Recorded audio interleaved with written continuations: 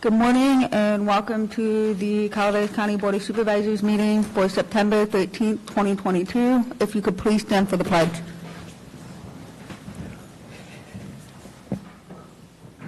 Allegiance to the flag of the United States of America and to the republic for which it stands, one nation, under God, indivisible, with liberty and justice for all.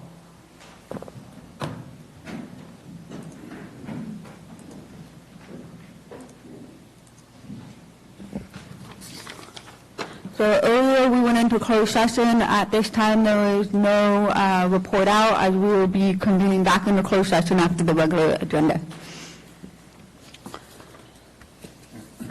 At this time we'll go to staff announcements. Judy?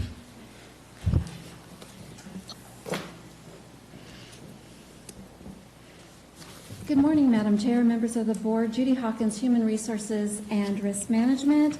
I have a couple of things that I do want to bring to you today. We have some exciting things going on in the world of human resources. So we have had, in the past, we had some employee health fairs where we could give great information to the employees. And because of COVID, the last 3 years, we've not been able to have them. And in fact, I think our last one, we may have had Supervisor Garamendi and Supervisor Callaway visit our health fairs. So like I said, it's been a little while. But this year, September 29th, Thursday, September 29th, we will be resuming the employee health fair.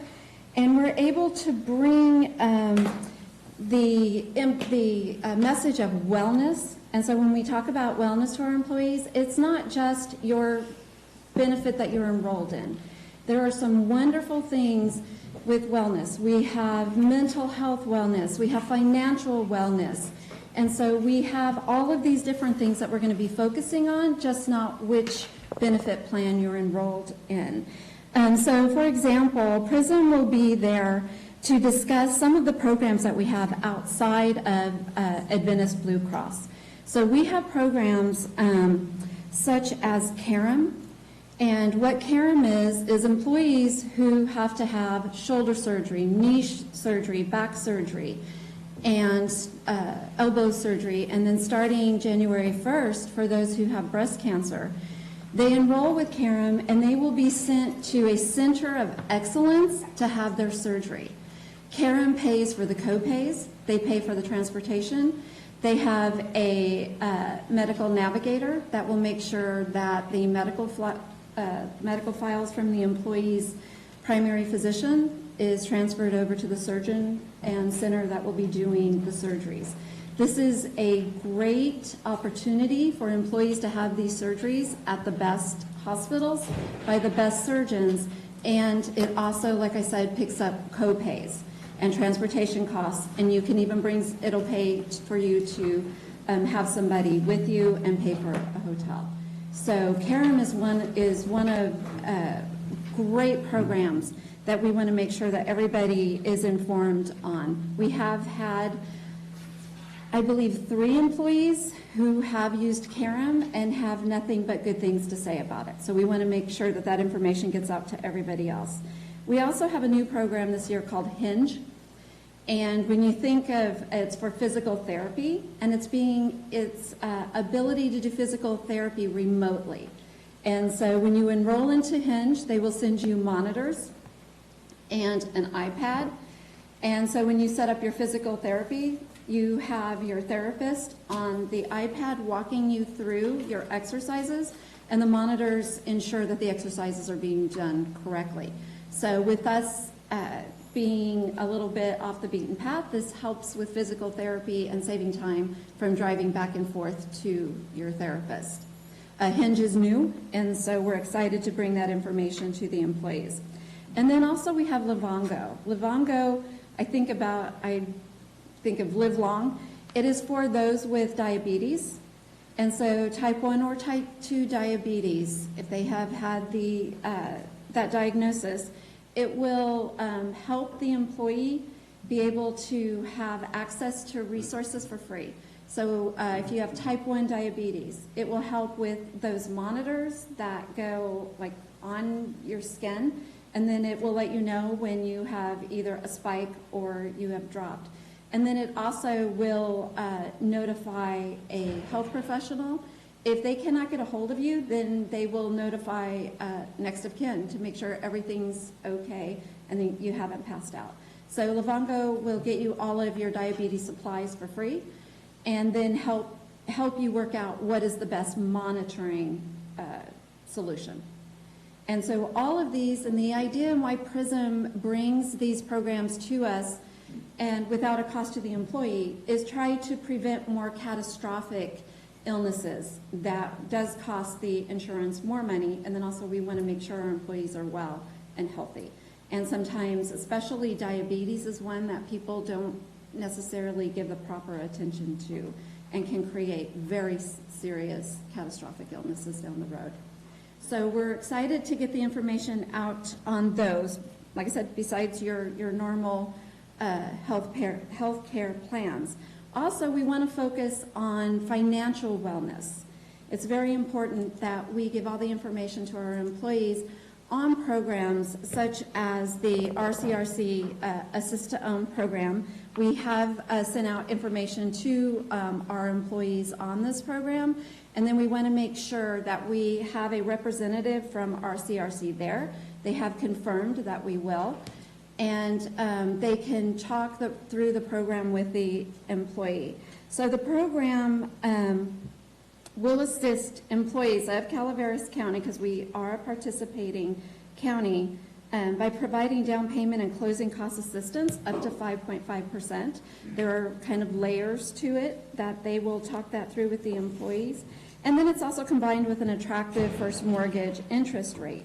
We do have participating mortgage lenders in Murphy's. There are a lot of different lenders online, and it's you can search them by those close to us, the top-rated lenders, all of those things. And so we will assist the employees in getting that information to them. We have been, during our recruitments, we do have it on our recruitments. We also, with our new hires, we have been giving them information. We have a whole slide regarding the program, as well as the flyers for the program. So we're excited to bring that information to the employees, and then we will also be having a follow-up webinar. So those employees that can't make it to the health fair, on October 6th, we will be having a webinar at 10 a.m. and one at 2 p.m. And Supervisor Garamendi, RCRC, has requested that you do the intros to the webinars. If you're not available, then we can do a recording. Awesome. We're happy to be bringing that to everybody. And then we want to make sure our employees are not waiting for the health fair. We have talked with our department heads. We have given the information to our department heads to make sure that when they have candidates, especially candidates from outside of the area that are being recruited to this area, that they understand that there is this assistance available to them. So we are getting the word out there. Let's see. So we also have, we're very happy that all of our county departments are also participating in the health fair. We have, I think now up to like 25 tables. So this is going to be quite the event. We have behavioral health that's participating to help get the information out there to our employees that there is assistance out there right here in the county. Public health, IT, so your IT health wellness. We also have elections, making sure that people are enrolled to vote this year, and many more. So we're excited. Animal services, we're trying to get them to bring some cute puppies for that support. So we're very excited that it is very much larger than we have had in the past. And then we have also partnered with Mark Twain. So besides Mark Twain having representatives there that takes your blood pressure, gives you great information, they are also providing lunch to us this year. And so we're very excited that they partnered with us on that. So the second item that I do want to make sure that everybody is aware of, also in the past, we had the high school internship program. We were only able to have really one successful year with it before COVID hit and shut down the schools, shut down the program. And so this year, we have been working with the Calaveras County Unified School District, and we are going to be bringing back the high school interns for those departments that are willing to participate in the program. We have been working with O.D. Morrison, and we are wanting to make this more of a real-life event for the students, which means we're having kind of a quasi-recruiting event where the students have to apply for the position, and they will be interviewed for the position on site. And so we are working to have that the beginning of October. We should have a solid date this week, and I will make sure and push that out and let you know what date we're having that event, where we're having the event, and I would like to invite you to also come and participate in the event. All right, so I think that covers what I want to tell you. Any questions on any of our fun events? And we would really, at our health fair, we're going to be having a hula hoop contest. Each department will have somebody that they're putting forward for a pizza party in their office, so it's more divisions. I'm not buying pizza for the whole HHSA. And so we would love to see somebody from the board participate, and this was Stacy's idea. It was. You're representing us? No, you're going to join me in the hula hoop. We will have waivers signed, so there's no workers' comp plans. So I also have flyers here for any of our employees that would like to pick it up on the assistant-owned. So, all right, thank you. Thank you, Judy. I believe we have Lisa Medina next. Is she online? Yes. Okay. Hi, Lisa. Yeah, hello, good morning, Madam Chair, honorable members of the board and our Calaveras community. Lisa Medina, Environmental Management Agency. The second to last free rabies clinic was held at Spence Feed and Supply this past Saturday. 157 rabies vaccines were given. Our focus members and volunteers, as always, did a wonderful job facilitating this event. Thank you, focus members and our volunteers. A very special thank you to Dr. Sasha Greenlee and Gia Super from Angels Camp Veterinary Hospital, who administered the vaccines. We are very grateful to our community and to have those that care so much for our Calaveras animals and keeping our community public health protected. The vaccine clinics are invaluable. The next last and free rabies and microchip clinic for the year 2022 will be held Saturday, October 8th, here at the Government Center from 9 to noon. And yes, we will be representing Animal Services at the upcoming health fair, and we're very excited to be doing that. That's all I have. Thank you. Thank you, Lisa. Are there any other staff announcements? Okay. I'm not seeing any in the room. Are there any online? There are no online staff announcements. With that, we'll move on to recognition and acknowledgement. Clerk, can you please read out item number 3? Item 3, proclamation, Behavioral Health Services Mental Health Program, proclaimed the month of September 2022 as Suicide Prevention Awareness Month in the County of Calaveras, recognizing the role of promoting awareness and resources around suicide prevention. At this time, we'll have Wendy come up. Good morning. Good morning. Today we have with us Ken Baldwin, who's going to give you guys a brief speech and give you some information and tips regarding suicide awareness for the month. We want you all to know that asking if somebody is suicidal or if they feel like harming themselves is not going to cause them to, so please be the one to speak up to get the help. And with that, Ken. Hi, my name is Ken Baldwin. I live in Angels Camp, and I taught at Bret Harte High School for 25 years, architecture and engineering. Go Bullfrogs. They said I have an hour and a half, so this is going to be great. The reason I'm here on this day with that proclamation is that I have suffered from depression and suicidal ideation most of my adult life. It got so bad that in 1985, I jumped off the Golden Gate Bridge. We got to go back a little bit, 1981.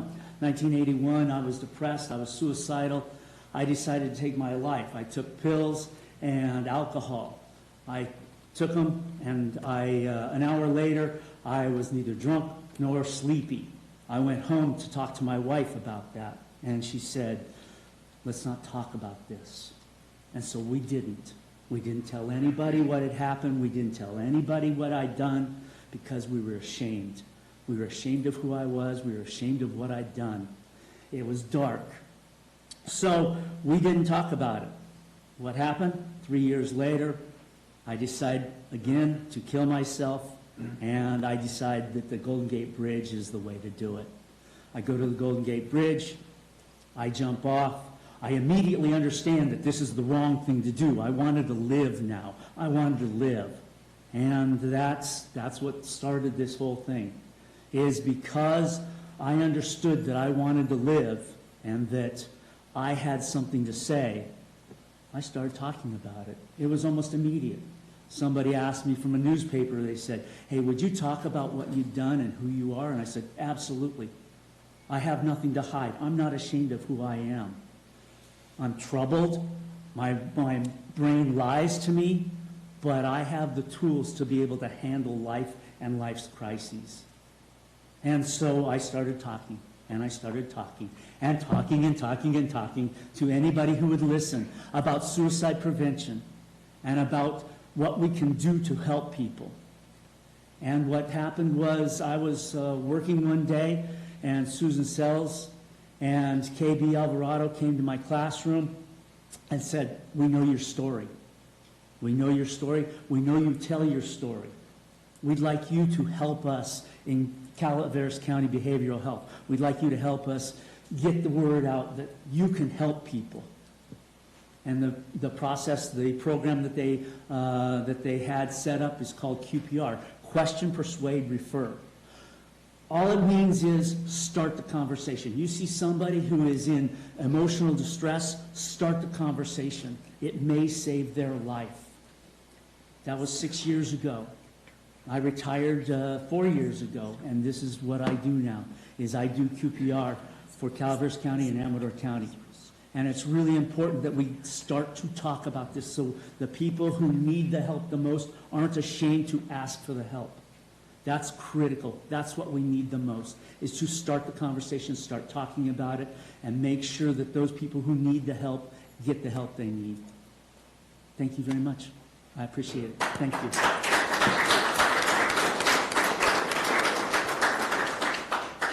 Did I ask you if you had any questions? Did you have any questions? My daughter thought he was an awesome teacher. Thank you very much. I was just going to follow up that this story's been said at the high school over the years, and thank you for saying that over the years. So at kids for a younger age to understand that as they go through changes in high school into adulthood, that they can ask for help. So it's a great. We were lucky to have them on campus. With that, are you going to read the prop? Yeah. It's in front of you. I can. You had it in front of you. I have the proclamation in front of me, and I am a member, the board representative on the Mental Health Board, which I missed the last meeting on last Tuesday, and I apologize for doing that after we got 2 new members on there. It simply didn't show up on my calendar, and I apologize, it won't happen again. So with that being said, now therefore, well, I shouldn't read that part first, although it's up at the top. The Board of Supervisors, County of Calaveras, proclaimed the month of September 2022 as Suicide Prevention Awareness Month in the County of Calaveras. Whereas during the month of September, individuals, organizations, and communities around the country join their voices to amplify the message that suicide can be prevented. And whereas it is recognized that people of all ages benefit from the common tenets of wellness, such as access to the effective health and behavioral health care, social support, and a sense of meaning and purpose. And whereas attitudes and perceptions about aging. What are you looking at me for? Perceptions, Marita, I guess. Behavioral health challenges and suicides have a significant impact on individual wellness and the willingness to reach out for support and services that can alleviate distress. And whereas cultivating and maintaining wellness is a lifelong pursuit, and individuals of all ages can benefit from integrating wellness into their daily routine to prevent or reduce the severity of physical and behavioral health problems. Whereas knowing the signs of suicide, finding the words to talk with someone that may be thinking of suicide, and reaching out to local resources are actions everyone can take to take care for themselves and others. And whereas Calaveras County Health and Human Services Agency, the HHSA, and Behavioral Health Division, BHD, is committed to raising awareness, providing education and training for suicide prevention, and helping to reduce stigma associated with suicide and attempted suicide. Susan, the camera's off. I got to start over. Oh, I saw you adjust the camera. Okay.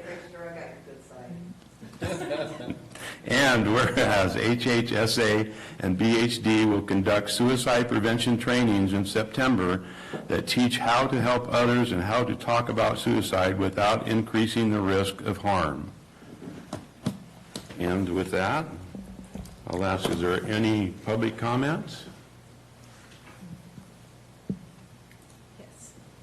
We do have one online. Corey Allen? Good morning, members of the board. Corey Allen, Health and Human Services Agency Director. I just want to acknowledge the tremendous work by our Behavioral Health Division and in the support that they do serving our community. As you hear from Mr. Baldwin, it's a very real issue.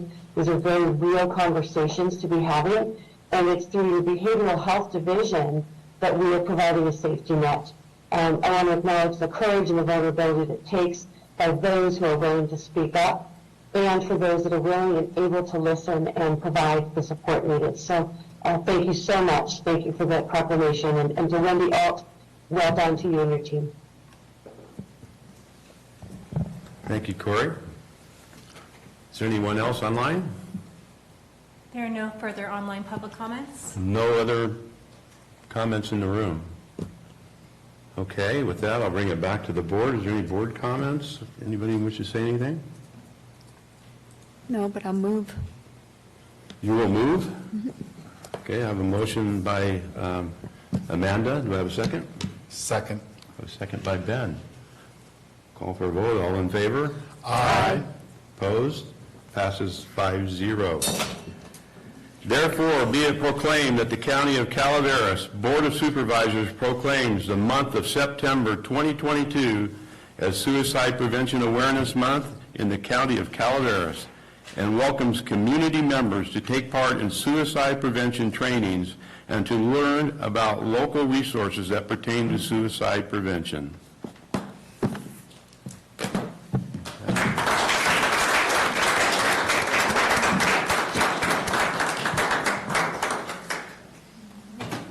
Yeah, let's do a picture with the proclamation. That's, no.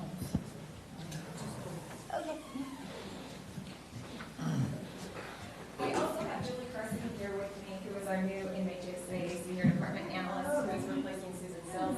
Ribbons. Good to meet you, Julie. Thank you for your story. I'm doing good.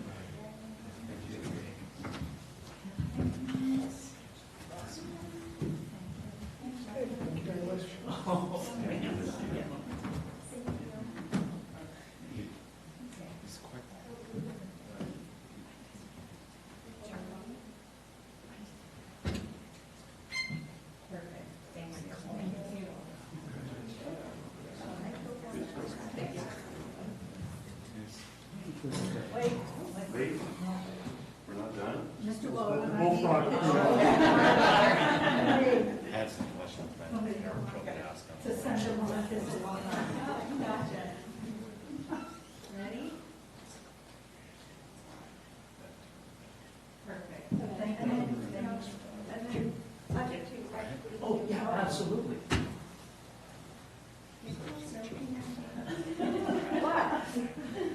okay, ready? 1, 2. Perfect. Thank you. Yeah, It's good to see people set the fourth crossing. I guess that was a whole lot of purple in one spot. It's okay. It's okay.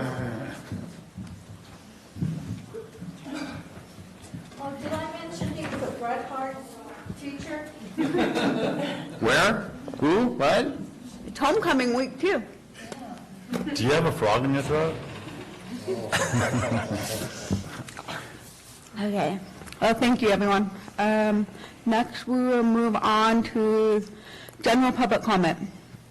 This is any item of interest to the public that is within the subject matter jurisdiction of the board and is not posted on the consent or regular agendas, may be addressed during the public comment period. California law prohibits the board from taking action on any matter which is not posted on the agenda unless it's determined to be an emergency by the Board of Supervisors. If public comment is completed before the 30-minute allotted time period, the board may immediately move to the next order of business. If public comment is not completed during the allotted time, it will continue as the last item of business in order to provide an opportunity for the remainder of comment to be heard. At this time, is there any public comment? And I'll start with the room.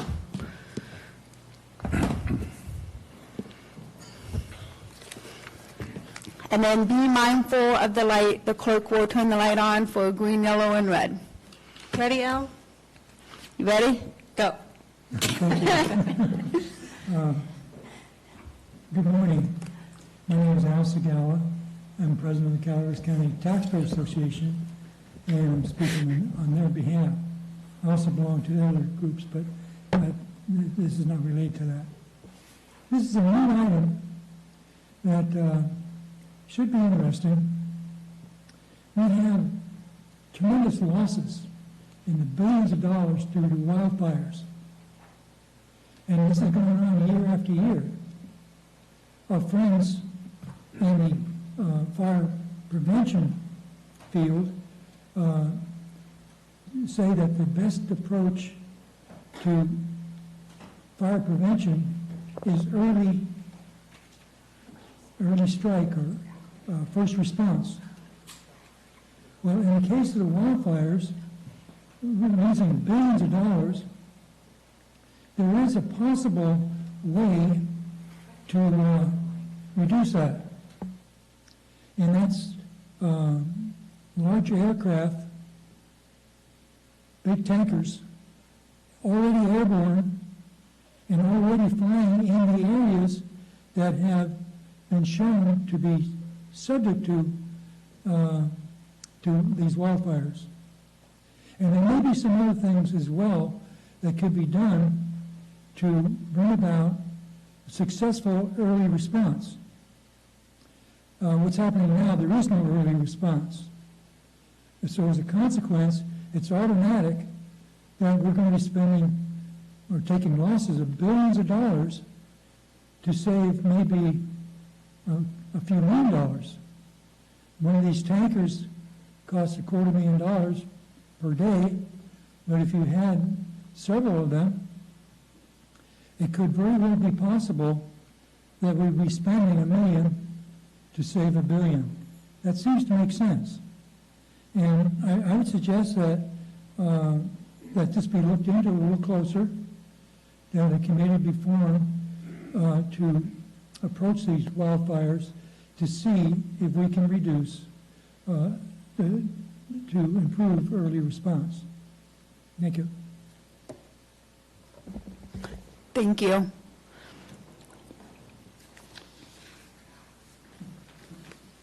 Good morning. Good morning. Can I hand this out? How do I do that? Yeah, that Daisy, yep.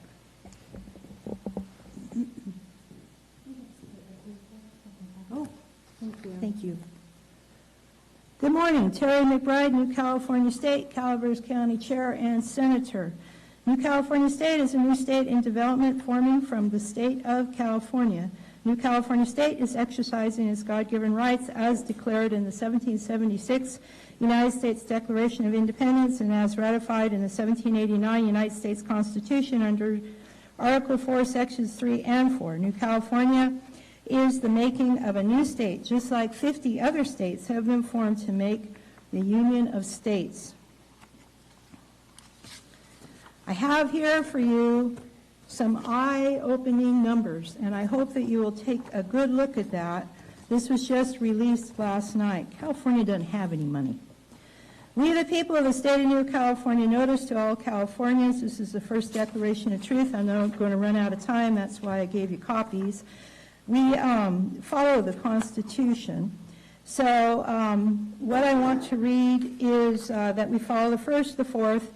I've done this in the past. The state of New California, truth tyranny exists in California. Look at what's going on in our country. I've been up here, and especially our state, discussing with you this in the past. The people of California are suffering from a tyrannical state government which fails to provide a Republican form of governance, enables and supports across its southern border the invasion of the United States of America by illegal foreign nationals and protects victims, vicious criminals who commit outrageous acts of violence upon the citizens of America, all caused by a government of and for a monoparty system led by a tyrannical, pusillanimous dictator who openly defies federal law. California state violates the United States Constitution, Article 4, Section 4, Article 6, the First Amendment, and the 14th Amendment. Declaration of tyranny, violation of the United States Constitution, Article 4, Section 4, Clause 1. The United States shall guarantee to every state in this union a Republican form of government. Today, California is in a state of free fall at all levels. This free fall has been orchestrated over the last 170 years by socialists and communists, and we're now nearing the end of our socialist communist plan that clearly demonstrates a design to reduce the United States citizens living in California under absolute despotism. Today, this plan has eliminated the three branches of government, created a monoparty legislature which has enabled and empowered the rise of a pusillanimous governor turned dictator. A pusillanimous governor whose character is thus marked by every act which may define a tyrant is unfit to be the elected governor of free people. I won't have time to finish reading this. Folks can go to newcaliforniastate.com to read the entire declaration. If you have any questions, you know how to find me. I love this county, and I love this state, and we are going to regain our freedom. I hope that you folks will be a part of it. You were pretty much taken on the last go-around with this COVID and everything else. It was sad to see. Thank you for hearing me out. Thank you. Are there any other public comment in the room? Okay, seeing none, I'm going to move it over to Zoom. Are there any comments on Zoom? There are no online public comments. Okay. Thank you. With that, we'll move on to the consent agenda. Consent agenda items are expected to be routine and non-controversial. They will be acted upon by the board at one time without discussion. Any board member, staff member, or interested party may request removal of the item from the consent agenda for later discussion. At this time, I'm going to ask, is there any public comment on consent? What was that? Item 10. Okay.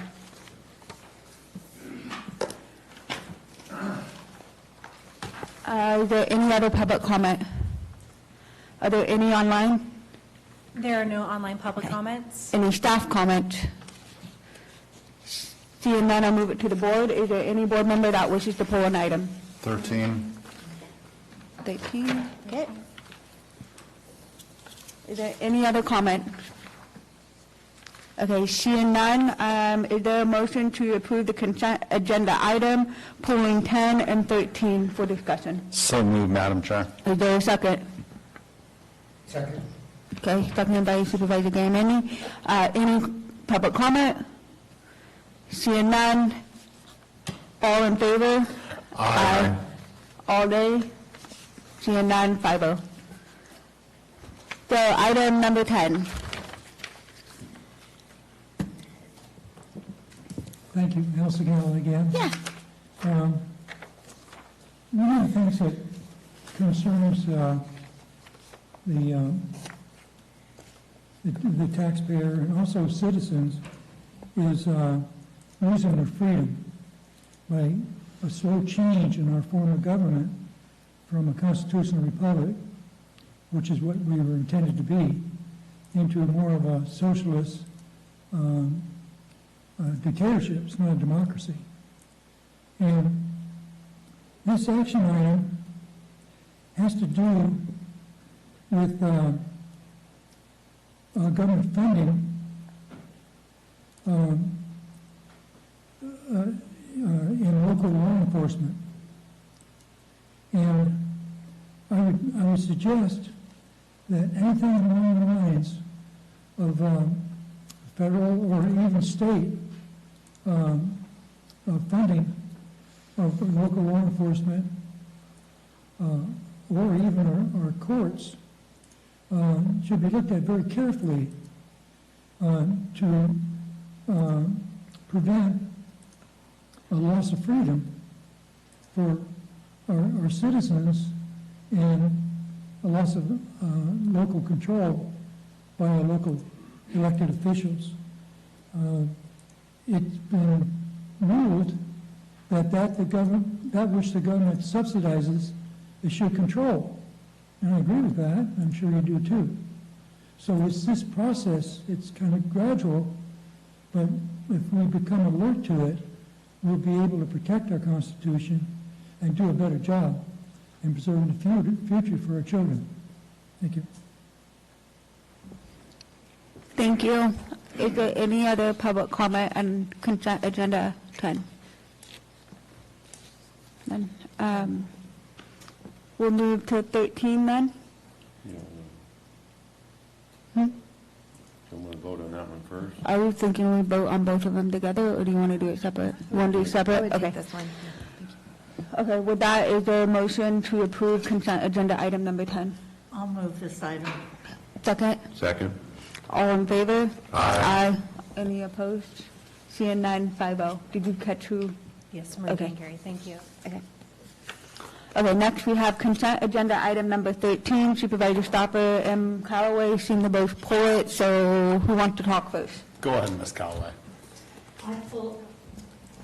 I pulled item 13 in that I'm not clear why the task force needs to expand. For the kinds of things that they can do under the state regulations and the resource code, and so I wasn't clear because there were no bylaws attached to this. I think, the board gave direction that, we would like them to maybe advise us on things, but I didn't see why we needed to expand what they were doing, that they could do what they needed to under the public resource code and state regulations, so. Jennifer? Board. I'm here, available for any questions that you may have. So unless I'm mistaken, the kinds of things, the board would like maybe recommendations or input on, they could do that under how they're currently structured. I mean, whether they meet weekly, monthly, or every 5 years, to me, that's up to them. So that wasn't the issue. It was the kinds of input that they could give us on the plan that they're charged with doing. So if we wanted, what's your thought on recycling? They could talk about that on, under the state regulation, the household hazardous waste element. They can talk about that since it says that they can do those kinds of things to the respective counties. So I don't see where they need to expand, and am I missing something? Thank you. Good morning, Madam Chair, respected members of the board. Jennifer Cashy, Director of Integrated Waste Management. You are correct, Marita, or Supervisor Callaway, that you would be authorizing more of a general advisory committee with this resolution outside of the state mandated roles that the Solid Waste Task Force plays. That is something that has to be authorized by your board. Currently, it is structured as the functions of the Solid Waste Task Force is just primarily the state mandated roles in which it can play. That is the resolution that's in currently adopted. So, if you choose to expand those roles outside of the mandated functions, that would require a resolution signing to authorize that. Marita, I'm going to let Ben talk. Okay, Ben. Ms. Callaway brought up a good point. What are the bylaws? We worked on them 4 weeks ago with the Solid Waste Task Force to be brought back with this resolution. There's certain things that the Solid Waste Task Force had worked on there. When it comes to the advisory role, there's been some confusion for quite some time about what the duties of the Solid Waste Task Force are. And they have been working in the capacity of an advisory, looking at contracts in the past. Gamby's come in front of them, other ones in the past prior to that. Bringing the bylaws in order and us as a board verifying what the tasks and duties of the task force are, what they are, is essential so that they can perform in the manner that the board delegates to them. I think when we worked on the bylaws, what was it, 3-4 weeks ago? Right? Yeah, 3 weeks. Plenty of time to get in with this item here so that you could actually review them. It does not say shall review contracts or anything. It says may, which there's a significant difference. So in that capacity, my belief is the intent with the way the Solid Waste Task Force has performed in the past is to provide another avenue for public input. And I think that with this opportunity here, we have an opportunity here to move forward with, to a certain level of capacity, them being an advisory role, only gives another opportunity for the public to get involved on how we proceed. An advisory committee does not make the final decision. Anything said during a Solid Waste Task Force advisory meeting would be taken as comment. Any suggestions would be provided to the board, and in that instance, the board would have the final say. So I personally, I don't see a problem with it being an advisory committee at the same time. I think it's just another opportunity for the public to give input, and we have the final say. That they don't make decisions, they advise. Can I offer a point of clarity, or? Yeah, go ahead. From the bylaws, we really need to be authorized prior to bringing the bylaws back. So we can amend, we had suggestions on the bylaws, but those bylaws cannot become in effect until your board authorizes those additional activities. So it really isn't, the bylaws are done, those amendments have been made per the suggestions of the Solid Waste Task Force, but this needs to happen prior to those bylaws being in effect. Jack. Yeah, thank you, Ben. I appreciate that, and I agree. There's never enough opportunity to get public input on anything, and there's a lot of wisdom off this diocese that can always be brought in, so thank you. My only concern would be, and I'm sure this all gets sorted out in the bylaws, I want to make sure we do this, we've got many members of this advisory board that are our vendors, that are working with us. There's not a whole lot of them. So my only concern is, I want their input. I want to know what they're thinking. What I don't want to do is get in a position where we're giving out documents or contracts prior to them being publicly released, because I want it to be a level playing field for everybody. And so sometimes if you've got your actual vendors on the panel, I don't want them influencing to an exceptional degree how we go about putting out our contracts. So that would be my only concern. I think it's fully manageable, as Ben said. But that is a caution that I carry.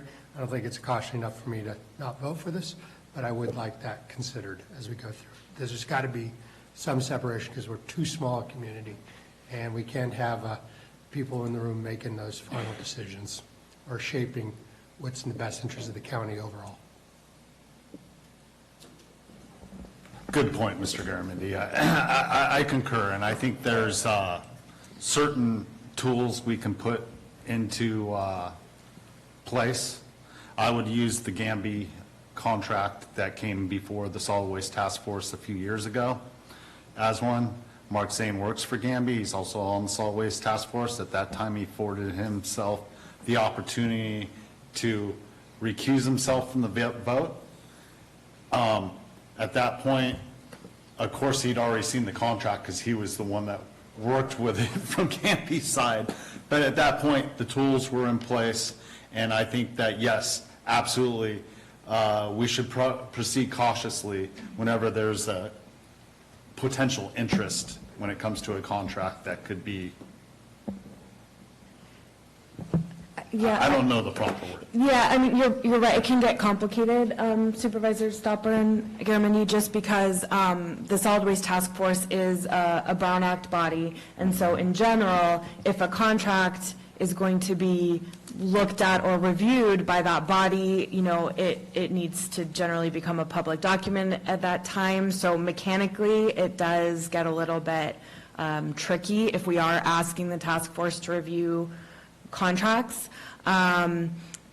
I don't disagree that that's something we can probably work around or try to find, but that it does get a little bit hairy.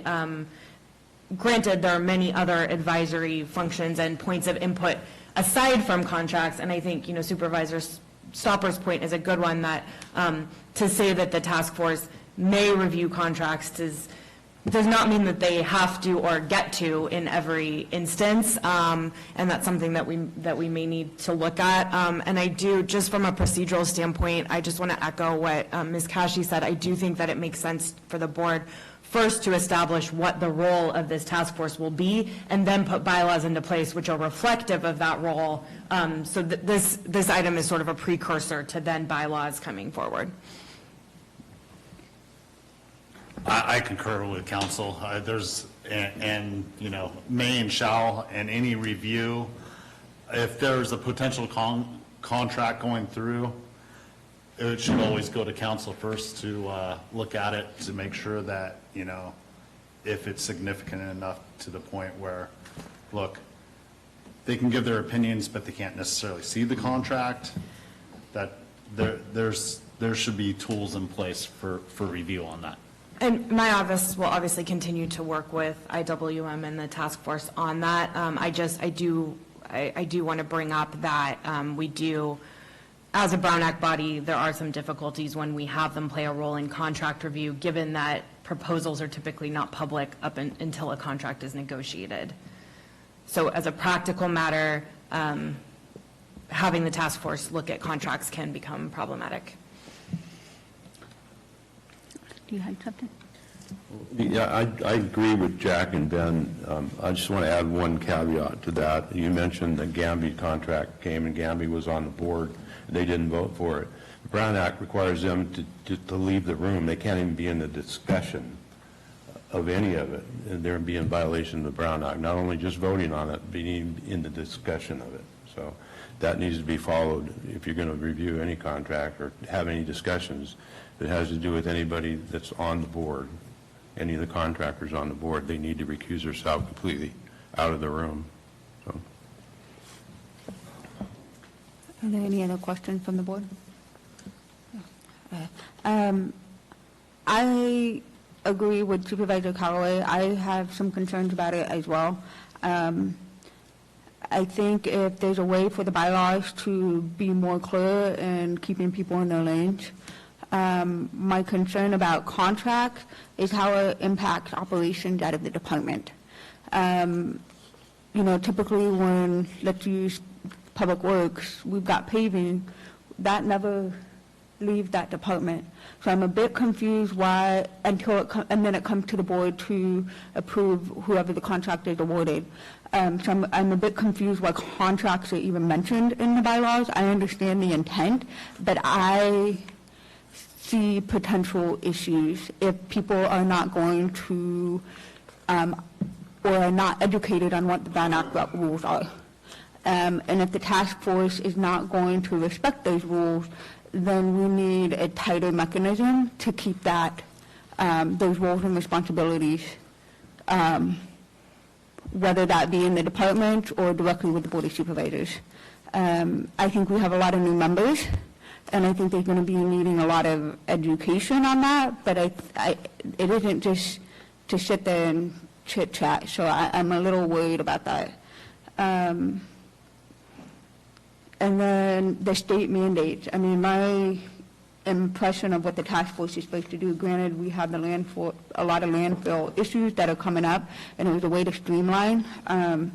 There's also a lot of state mandates outside of the landfill issue itself that need to be addressed with that's coming down the pipe. And those are the things I expect, like, how do we deal with recycling? What are the ideas out there? That's where I feel the industry who do sit on the advisory can give us the needed feedback because they're doing it every day. But back to the contract, the waters just get a little muddy. And I want to make sure, because at the end of the day, this board has to do the financial, the risk management, the liability, and those are the things we have to consider, that they don't have that weight of ensuring that the constituents in the county is, they just have a different role, and it just want to make sure that that's being communicated. So, Ben? Just real quick, as with most committees in the bylaws, there's a requirement for a Brown Act training within it. So, understood, and not to be argumentative at all, but the Brown Act training is a requirement and should be a requirement of all committees that are of Brown Act status. And well heard, I mean, we can all agree that there's definitely contract issues that shouldn't be made public, and that the proper tools, from my perspective, can be put in place. As simple as a may as opposed to a shall being in the bylaws. Shall, they would look at them all. May, that would be up to county council and the lead on IWM to see if it can legitimately be put before them. And in most cases, that may not be the case. If I may say something, this is Julie Moss Lewis, Deputy County Counsel. I assigned to integrated waste. The issue of whether members of the public or the solid waste task force would look at a contract are probably not going to be legal. It's going to be more of a policy decision of whether the board wants the task force to weigh in on any particular contract. So I'm not sure. I mean, I don't think the way the Brown Act works is necessarily going to change based on the type of contract. I know that service contracts and public works type contracts have different rules for when they're made public, but other than that, I don't think that our office is necessarily going to be able to answer the policy question of when the board wants to have the input of the task force. Thanks, Julie. Any other board questions or comments? Jennifer, do you need anything cleared or? Well, I think I'd like to echo Julie's comment is, where is the determining factor as the shall or may? Just so there's clarity on that. Who has that final determination? If the task force requests it, is that where it falls, or does it have to come to the board? So I think it's unclear to me as to when that may or shall comes into play. So if I could have some clarity on that, so that we can be acting with the right foot forward, I think that would be appropriate. And I apologize if I was unclear previously. The concern, or when it comes to the mechanics of contracts, so contracts which are awarded by the Board of Supervisors ultimately, typically staff, right, if we're talking about a county contract, internal staff reviews the proposals. For instance, if we're talking about a services contract, makes a recommendation to the board, and then the board awards a contract. The issue here is that because this is a Brown Act body, if the task force is performing some sort of role in reviewing or making a recommendation or giving feedback to the board, if they're looking at those proposals under the Brown Act and the Public Records Act, those become public kind of prematurely, if that makes sense, because normally it would not become the proposals don't become public until we've negotiated terms of a contract. So it's a mechanical issue, and this is obviously for the board to decide as a policy matter, but one option would be to continue sort of what I would call the expanded role of the task force. So beyond just what state law requires and weighing in on other things, giving that feedback like you've all discussed, but not having them actually review contract proposals, take that piece out entirely, because then we don't encounter those kind of weird Brown Act public records issues. I could concur with that. I think that's a good suggestion. I like that idea. I like the advisory role, but, I understand the complications when it comes to reviewing of contracts, and, yeah. And there's no reason why the task force still couldn't discuss conceptually contracts, vendors, give their 2 cents, give input, but they're not actually reviewing proposals at that stage. Good point. Marita? By passing this, all we're doing is saying, okay, task force, you can be an advisory committee. They can't tell us anyway. I mean, they go and review the plan, or they want to talk about household hazardous waste, and they have a thought on it. They can't give those thoughts to you and you give them to the board, we're doing all this just so they can advise us? Basically, yes, you're doing this to memorialize the role that they've been playing, more or less, which is not what was reflected in the resolution that created the task force. So the board would be taking this action to basically make what's happening on the ground consistent with what's actually been delegated or authorized to the task force. And we're required by state law and to have a task force and to have them perform certain functions. Right. And they have to put the plan, I understand all that. Right. But we have to say, okay, you can give us some advice on household hazardous waste? It's a little bit of a formality, but yes, it does. It would make what's transpiring in reality consistent with what the board has said.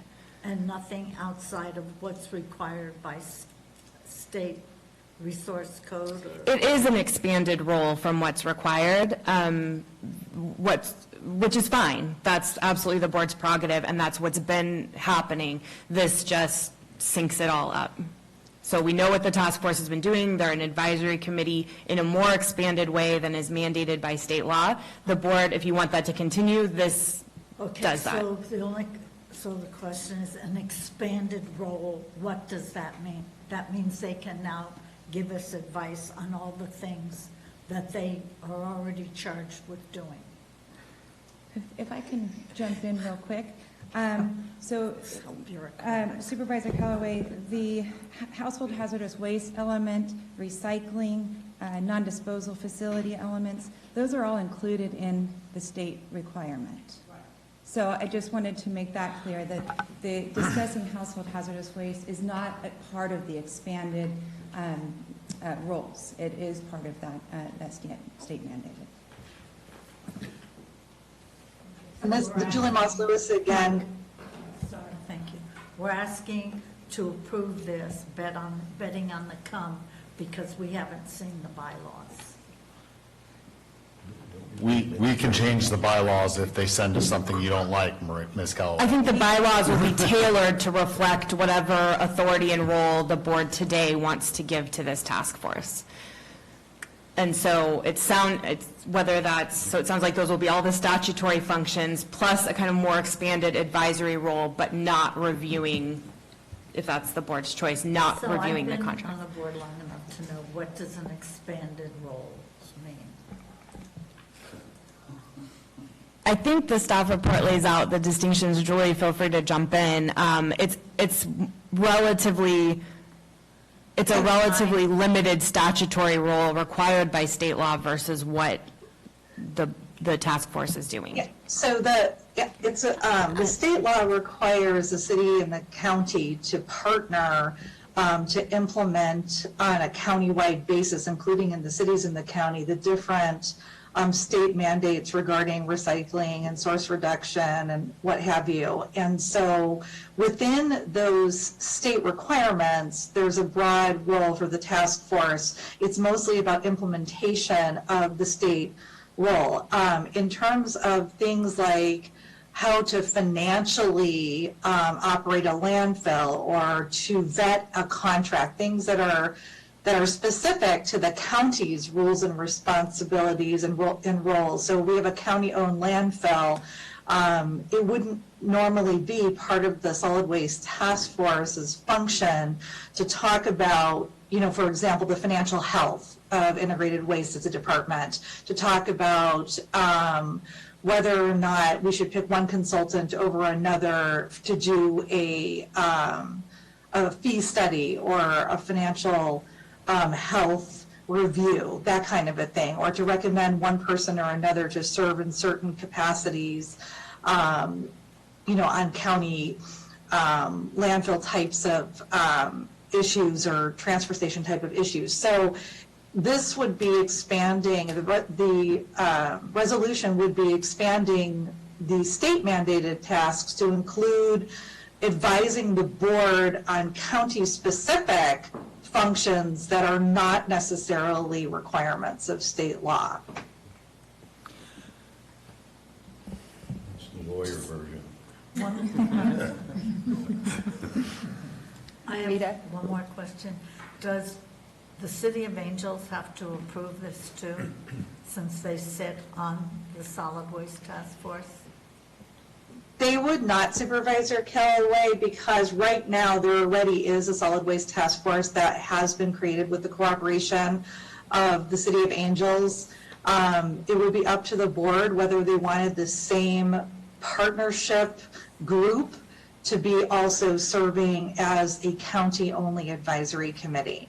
So one of the alternatives in the staff report is if the board wanted a different group of people or a more limited group of people to advise it exclusively to advise the county, it could choose to form a different type of county-specific advisory committee without having to collaborate with Angels Camp.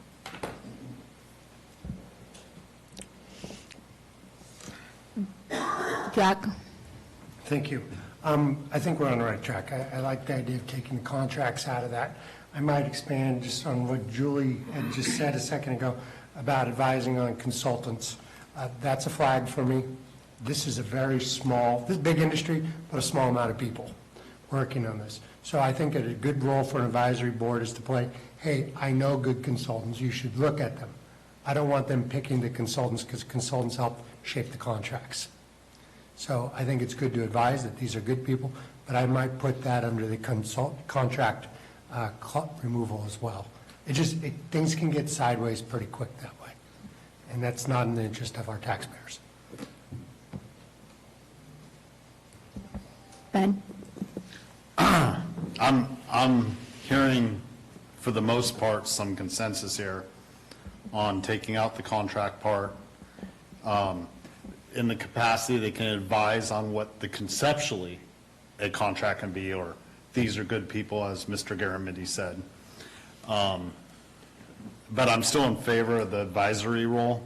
I think it plays a good part, especially having, let's say, Gamby, or even, members of Cal Waste, if that so be, giving input from their experience and everything. And again, I would support any other avenue for more public interaction, as long as we stay within the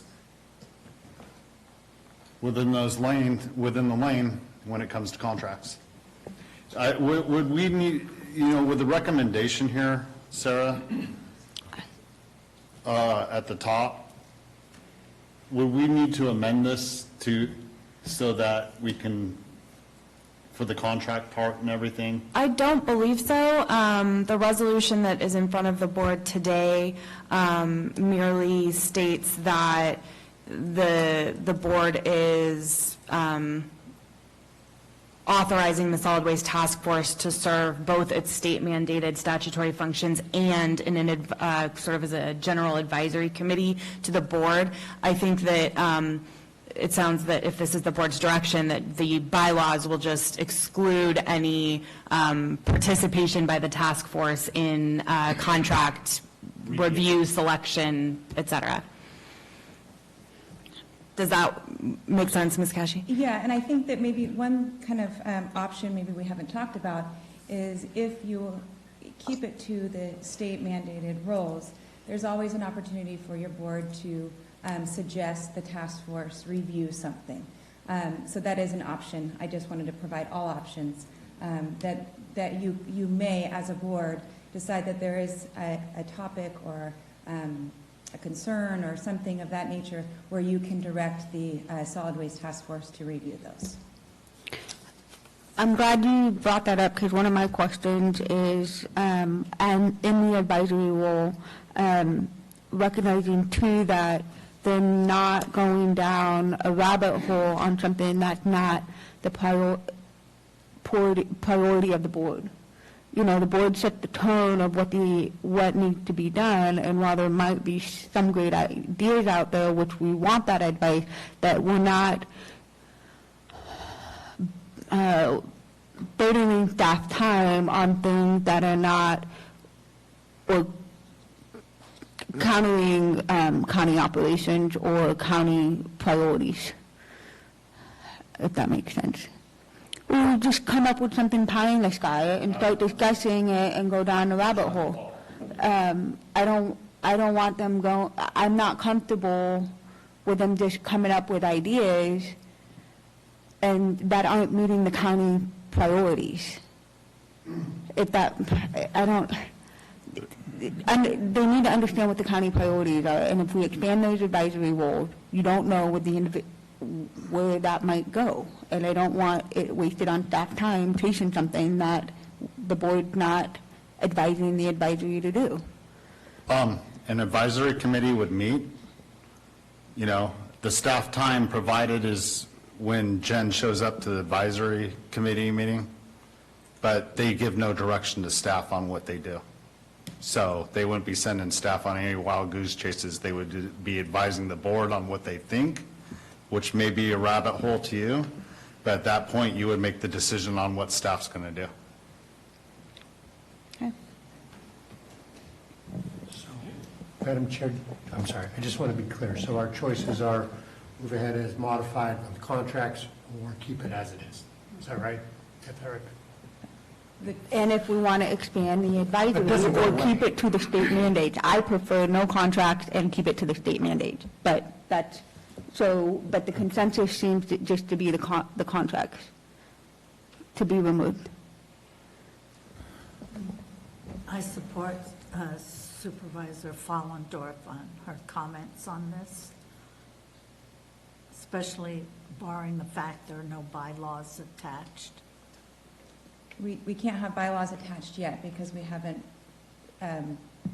We haven't been authorized by your board to put those in effect. So we have to create the bylaws, and as Sarah mentioned, they're tailored to your directions.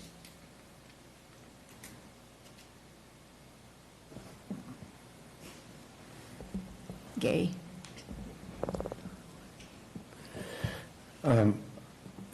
Marita, you and I have been on the board for a long time, and as you know, this committee, this task force, has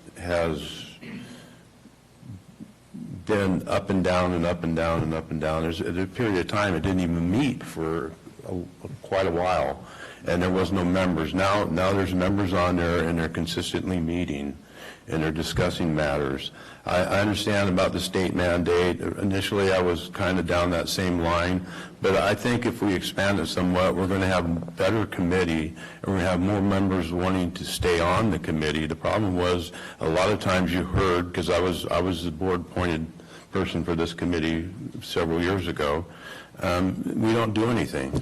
We just sit here and we talk about stuff, and nothing gets done because they didn't have the ability to do anything, so you lost people on it, and that's how it kind of disbanded. There wasn't enough people to even meet for a long time, yet it's mandated by the state. So I think that we have something going right now, and this is going to help it. I'm in agreement with it. I think the meat and the potatoes of this thing, yes, we can take the contracts out of it, and I'm in favor of taking the contract out of it, but when the bylaws come before us, that's when we're going to have direct control on what you want input on what they can and can't do, because we'll be approving those bylaws, and we'll have more control over just what we're saying right here. I mean, that's, I think, where we need to go.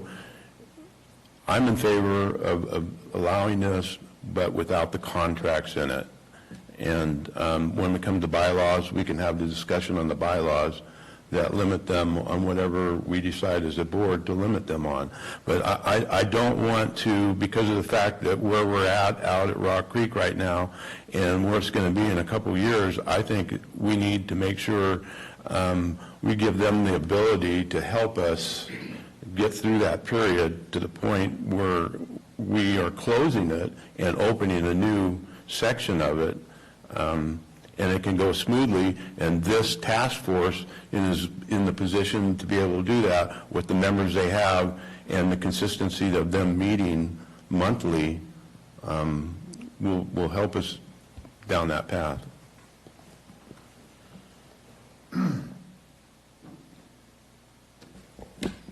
Any other questions from the board? Jennifer? Nothing? Julie? No? Okay. Okay, so we, if there's nothing else, if there's nothing else from staff, then I'm going to open for public comment. I just want to make sure I got everybody. Okay, so at this time, we'll open it for public comment. Thank you. Al Segala, I concur with Supervisor Stopper. It makes sense that the task force be able to look at everything that has to do with that subject, which means give advice to the Board of Supervisors if there might be a problem. And I'd like to suggest that sometimes the state makes mistakes in state law. And the only way that can be corrected is by the people that suffer the consequences of those mistakes being able to communicate, which means the Board of Supervisors, or CRC. And if you censor the subject matter, you prevent that hearing process from taking place. So the task force should be able to look at everything that has to do with the subject matter before. Thank you. Thank you. Is there any other public comment? Okay, we're going to switch to Zoom. Are there any comments online? There are no online public comments. Okay. With that, I'll bring it back to the board. Ben? Madam Chair, I'd like to make a motion to approve this as recommended, and that, right? Yeah. Sorry, I was, I would like to make a motion to approve this as recommended, and we can detail the contract thing when it comes to the bylaws later. Does that work, council? Yes, there's nothing in this, unless I am just missing it, and Ms. Cashy or Ms. Muslowis, please correct me if I'm wrong, but I don't believe there's anything in this resolution which gets down to that level of detail. So this, by approving this resolution before you, you would be authorizing the task force to perform its statutory functions as well as in an advisory role, and then the bylaws will come to the board for approval to reflect that, and it sounds like take out any reference to reviewing contracts. Can I make a comment on your motion? Yeah, absolutely, sir. I would like to make sure that we have a time frame for those bylaws to come to us. And it just doesn't keep going and going, and then it doesn't happen because of the contracts or whatever, we haven't agreed to that. So I'd like to see a time frame in here that it comes before us. May I ask a question that pertains to that? With what we did on the last thing, could you not bring those bylaws in front of us, and then we could doctor them whichever way the board sees fit to address the contract issue? You know what, I would have to refer to council on that. Would that be able to come prior to? I'm sorry, are you asking whether the bylaws would need to go back to the task force before? Correct. We have made some modifications to them based on our last meeting. Those have all been done and sent to the task force for review. However, can we amend those bylaws without bringing it back to the solid waste task force first? You could, yes. I mean, you could bring those forward to the board at this point, and the board could edit or strike that piece, or.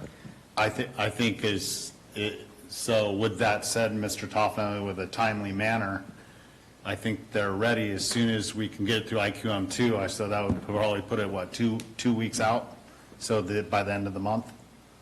Is that reasonable, Ms. Cashy? Absolutely. So just to clarify, we would amend the bylaws pursuant to the board's direction today and then bring it forward? I think that's, yes. Or. I think that what the task force done, the board can work on it on the fly when it comes to here, and, I mean, do the contract thing with proposed language by council when it comes before us. I mean, there's the recommendation by the solid waste task force.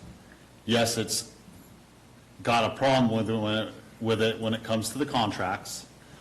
So you bring that forward to us. At that time, you bring a suggestion. A version that's a recommended version that incorporates the board's. And then we can doctor it as the board at that time. Sure.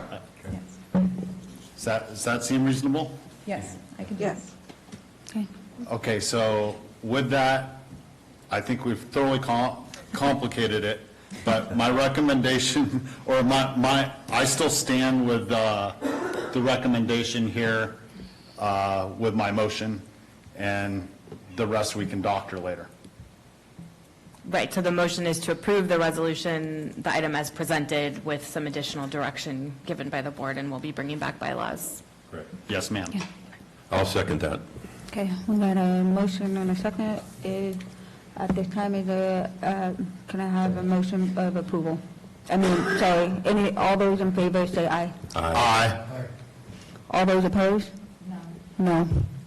3-2.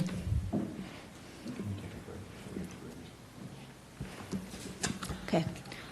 So next, we're going to move on to regular agenda, but before we move on to regular agenda, we need to take a 5-minute recess before item 15.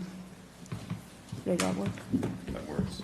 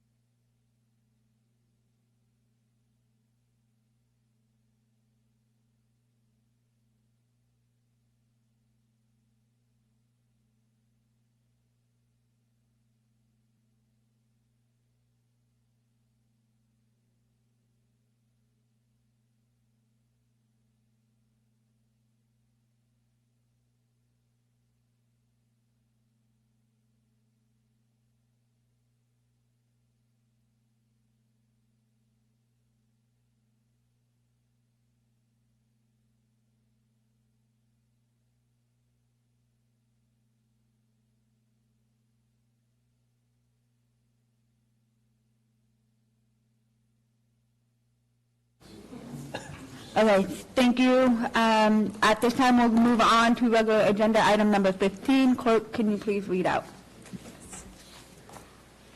Item 15, action item, Clerk of the Board of Supervisors, appointment of applicants to serve on various committees, commissions, advisory boards, and county service areas. Okay, with that, is there any staff member that wishes to comment on this item before I bring it to the board? Then, okay, I'm going to bring it to the board. Are there any board comment? Supervisor Stopper. There is a recommendation in here by the Solid Waste Task Force, yet I'm indifferent on either candidate. I think they both are knowledgeable in the field, so I'll leave it at that. Thank you. Supervisor Callaway? I'd like to nominate Peter LaFazia. Mr. Vacarezza doesn't live in the county, and it's a critical position in terms of where we might be going and regarding one of the county's key assets. So I would like to nominate Mr. LaFazio for the recycling industry. He works in the landfill, and he's had lots of ideas on recycling. He's involved in it in terms of what's happens at our landfill. Are there any other board comment? Stopper? I hadn't caught the residents. I believe it was told to us that that Mr. Vacarezza was a resident, but I'm reading here that the resident's address is outside the county. Very good point, Ms. Callaway. I'll agree. Okay. Is there any other board comment or staff comment before I move it to public comment? Sarah, you keep turning the light on. You're throwing me off. Okay, this time I'll start with Zoom and then move to the room. Are there any public comments on Zoom? There are no online public comments. Okay, is there any public comment in the room? Seeing none, bring it back to the board. Is there a motion? I believe Ms. Callaway made a motion, so there's a... Okay, and you said I agree. Was that your... I agree. I second. Okay, thank you. Okay, we've got a motion and a second. All those in favor? Aye. Aye. Any nays? Seeing none, that passes 5-0. We'll move on to agenda item number 16. I'm going to do another, I apologize, 5-minute for Marcos to set up his computer and connect for share screening. So please be patient while we do the tech aspect of this, and we'll be right back.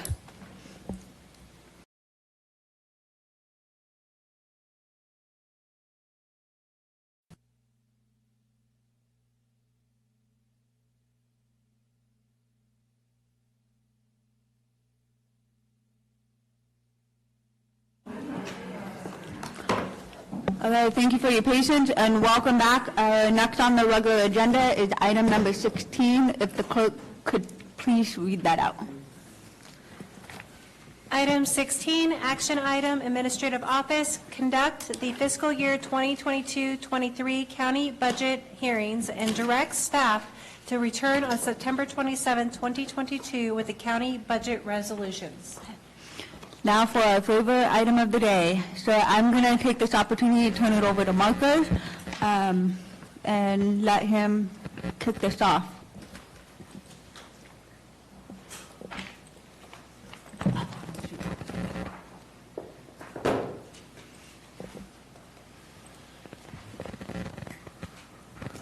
All right, good morning. Good morning, Chair. Good morning, Board. Thank you for having me today. My name is Marcos Munoz. I'm the Assistant County Administrative Officer. All right, so let's get started. This is the fiscal year 2022-23 final budget hearing. So today, in this presentation, we're going to go over 21, 22, and wrap up and where we ended on revenues.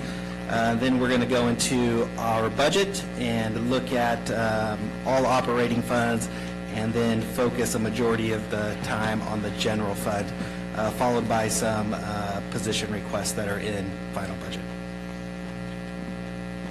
All right, so let's start with 21, 22 wrap-up and revenue updates. So at closeout, so as of June 30th, 2022, our fund balance came in at $10.4 million, which is a good place to be at the start of this budget.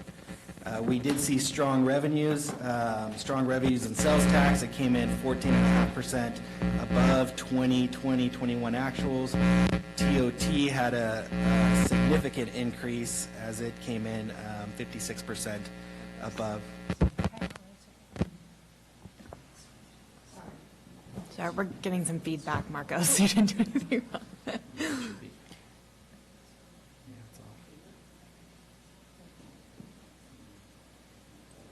Sorry, we're having feedback from somewhere.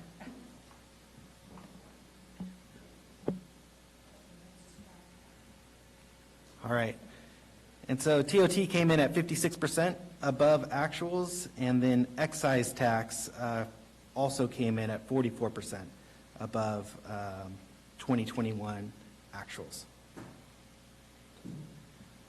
So looking over our historical assessed property value, this shows the trend of how we've gone over the past 20 years. You see, we did take a drop off after 2009, but then we have slowly, steadily increased since then, and we continue to increase as of this year, as of 21, 22. Sales tax receipts, those have also come in strong as of late. Again, we did drop after the recession of 2008, but each year we have steadily increased, and we continue to move in a positive direction. In terms of TOT, you can see from the graph here, we did have a little bit of a drop-off, but it has remained steady. And then we did pass, I believe it was in 18-19, the TOT increase. And since then, with all other conditions currently going on, you have seen an increase. We did not drop off as a result of COVID. It kind of just hesitated for a little bit there, but then it shot up. Specifically this last year, we did see a lot of growth in TOT. When it comes to excise tax, we, in the first year of 2020-2021, we were just under $2.5 million. This past year, we came in at $3.5 million. However, we do not anticipate hitting that mark in this current year, so in our budget, that number is significantly reduced. We are looking closer to $1.8 million. Part of that reason is the reduction in taxes. We did see 1/4 of reduction in taxes in this past year, but 3/4 will hit us in this upcoming year, and that hence is causing us to budget it at a lower amount. So here's a snapshot of how we ended in terms of all operating funds. For the general fund, for the general departments, the budget is 5.6% lower than it was the previous year. Public Works is slightly lower as well. Integrated Waste Management is slightly higher. Health and Human Services is coming higher at 7.35%. Capital improvements, and this also includes the roads capital improvements, does have an increase, and this is due to the full amount of ARPA funds being budgeted into the budget. The airport also has a significant increase, and this is due to federal grants that were added into the budget this year, so that spiked the number as well. And then special districts dropped off a little bit. And here's just a pie chart representing the percentages of the departments, what they represent as a whole. So, for example, you see our general departments represent 37% of the budget. Health and Human Services is just under 25% of the budget.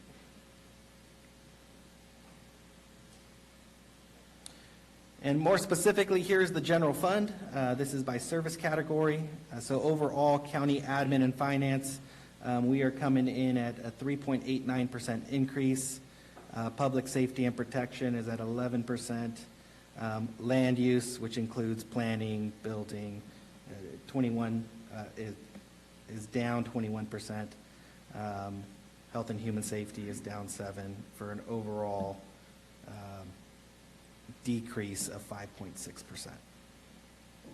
And here's another pie chart that represents that as well. And you can see of the general departments, the public safety and protection does have the largest piece of the pie, followed by county admin and finance. So here is a look at our general fund and our 4-year expenditure trend. And again, I just want to point out these are budgeted numbers. So for the 2022-23 final budget in salaries and employee benefits, there is a slight increase over 21-22 for this year. You'll see a drop-off in services and supplies on here, and then you also see the capital assets went up slightly as well. And here's a look at our revenue projections for the budget. So in this coming year, we are anticipating just under $65 million. That is more in line where our actuals ended up. Our actuals ended up at $65 million for last year. It is a drop-off of 9% from what we budgeted last year. So I do want to point out the operating transfers in is significantly lower. Part of that reason is we are not, last year in the teeter transfer to budget, we budgeted over $4 million. This year that number is significantly lower. It's $738,000, so that impacts that transfer in line, as well as there was some disaster monies that was being transferred in last year that's not being transferred in this year. So that line has dropped.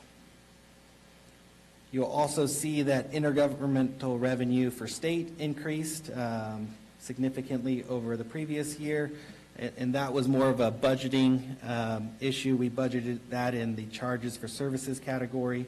This was the JBCT contract, so we were just getting that right as we moved that contract into a different category. Jail-based compensation, JBCT contract. In the sheriff's office, we just moved that to a different category, which spiked that category, and you see there's a drop in the charges for services category. So when we're looking at the budget, we noticed that it was received under one section, but it was budgeted under another, and so to line them up, we moved where it was budgeted. Cleaned it up, yes. And here is a breakdown of percentages of where the money comes from, another pie chart. As you can see, taxes is our number one category at 38.75% of our overall budget.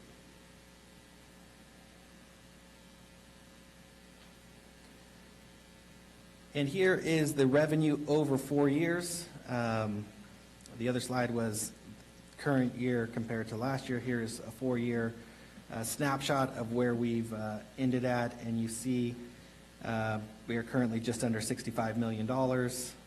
Taxes are a big increase over the past 4 years from just under 19 to $25 million.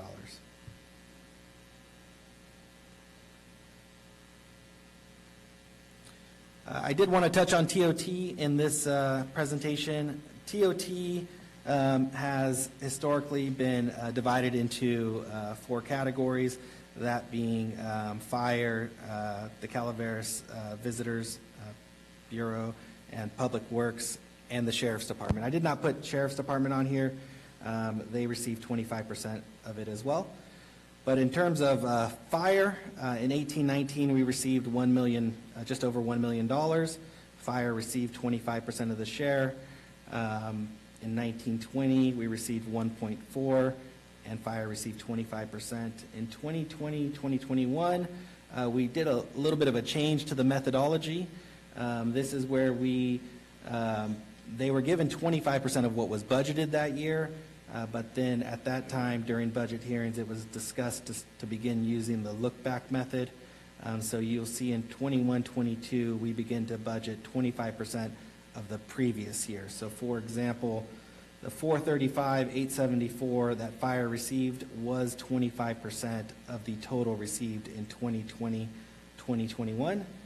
And again, this year, we are budgeting a decrease in TOT. We're budgeting it at 90% just because we are not seeing the traffic that we did last year.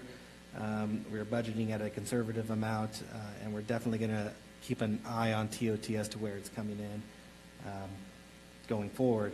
But we budgeted 25% of the 2.7 million, and so that's 682. So even though that 682 that we are budgeting to fire is more than 25% of what's budgeted, that is due to the fact that we are truing them up for last year, 25% of the 2.7 million. For the Visitors Bureau, we, as you look across for this year, we reduced that down to $400,000 based off of direction from regular budget hearings. So in the budget, it reflects $400,000 even. And for Public Works, they do have an SB1 MOE. That's the amount that we are required to give to Public Works. For last year, 21-22, we hit the SB1 amount, so and that was 627,184. So everything above that, we did not give out to Public Works. It rolled into the general fund, and so their total came out to about 23% last year. For this year, based on our budgeted amount, we do not anticipate hitting that SB1 amount with TOT, so it is supplemented with general fund to reach that amount we're required to give them.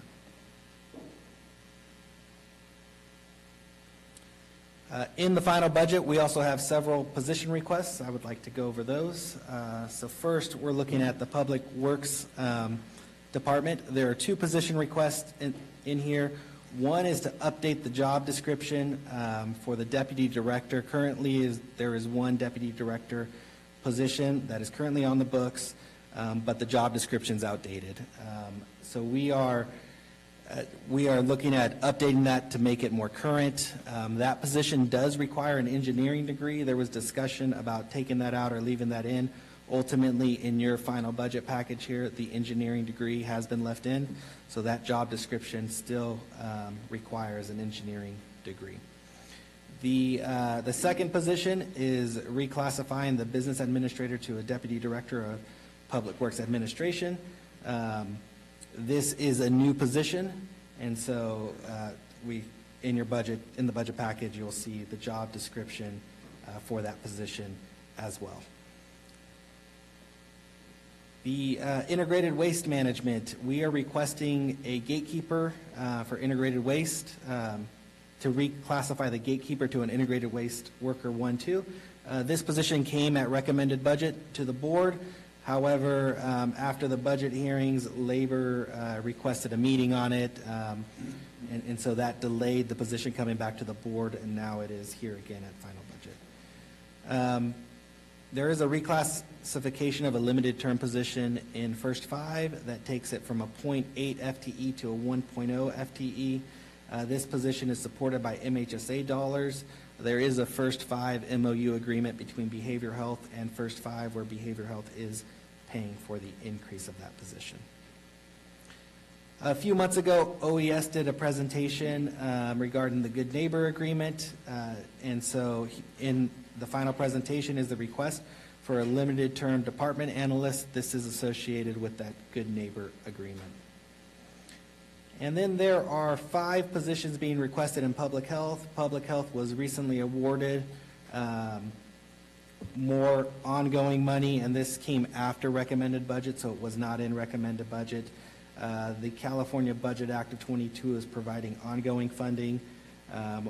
For Calaveras County, this is in the amount of $515,889, and so that money will go to fund these positions. One of the requirements of the funding is that it cannot be used on current existing positions, and hence we are creating new positions with the funding. And then finally, there are 2 HR cleanup items. One being is on our salary grade, we have an intern salary, and that is currently listed at $15.50, $15, which is minimum wage. Minimum wage will be going up in January to $15.50. So this is just cleaning up that position to be at minimum wage. Currently, we don't have anybody in that position, and we have not had that position for several years. The other cleanup is the clerical 1, 2, 3 series. The clerical 1 and the clerical 2 are below minimum wage. Rather than redoing that whole series, because we have not had a 1 or a 2, we only have 3s currently. We are eliminating the 1 and the 2 and making the 3 a standalone clerical assistant position. And those are the positions that are in the final budget. So some highlights and the structural deficit. So highlights include sales tax and TOT came in higher than anticipated in fiscal year 21-22. We did reduce the transfer from Teeter. Last year there was over $4 million transfer. That is down to a $738,000 in order to balance the budget. We did have a larger than anticipated fund balance at the close of the year, and in this budget we do have it budgeted for the general fund reserve to meet the policy minimum of 8%, and then the general fund contingency to meet the policy minimum of 2%. And the 8% is 8% of revenue received. The contingency is 2% of expenditures, and that's on a 3-year average. But some things to consider is currently there's a lot of economic uncertainty in the market. There's high inflation and volatile market conditions. So that's something to keep in mind. Because of that, we did budget sales tax, TOT tax, and Prop 172 at 90% of 21-22 actuals. Just last week, I ran TOT, and it is trending right about that amount at the moment as well. We are keeping a close eye on those numbers. With the economic uncertainty, we just want to make sure we stay on top of those, and we continue to monitor those on a regular basis. This budget is dependent on one-time funds, a large amount, and we'll see that on the next slide here. And we do anticipate something to keep in mind, that we have a 5-year MOU, and so we just want to make sure that we are aware that large increases associated with salaries and benefits will be coming in the future. And we do have a large structural deficit.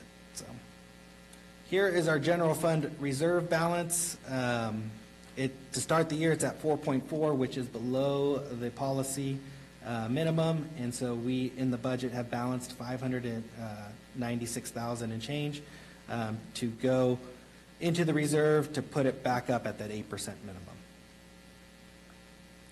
For the Teeter balance, Teeter is starting at $7.5 million. We do have a $738,000 transfer to balance the budget, and Teeter expenditures of just over $2.1 million.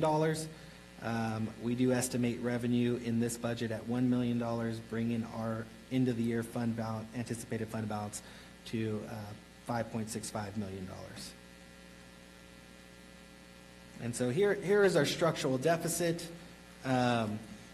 Right now, for this year, we're looking at a $9.95 million structural deficit. I do want to point out, though, that we are doing a transfer to the reserves of just under $600,000. So if you take that out of it, you're closer to a $9.3 million structural deficit. That transfer, we're not anticipating that going forward. But we are dependent on roughly $9.3 million of one-time funds to balance this budget. Last year, we had a $9.9 million structural deficit, so it did slightly increase. Compared to 1920, there was a $10.7 million structural deficit. It did drop in 2020, 2021 to $4.6 million. And so you do see the dip that occurred there, but then it bumped right back up.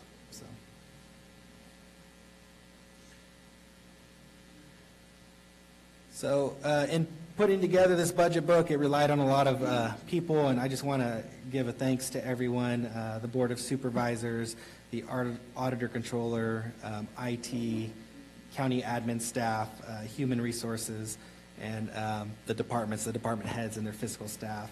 It was not an easy task to put it together, but everyone played a part in it, and I am thankful for all they did to support this process.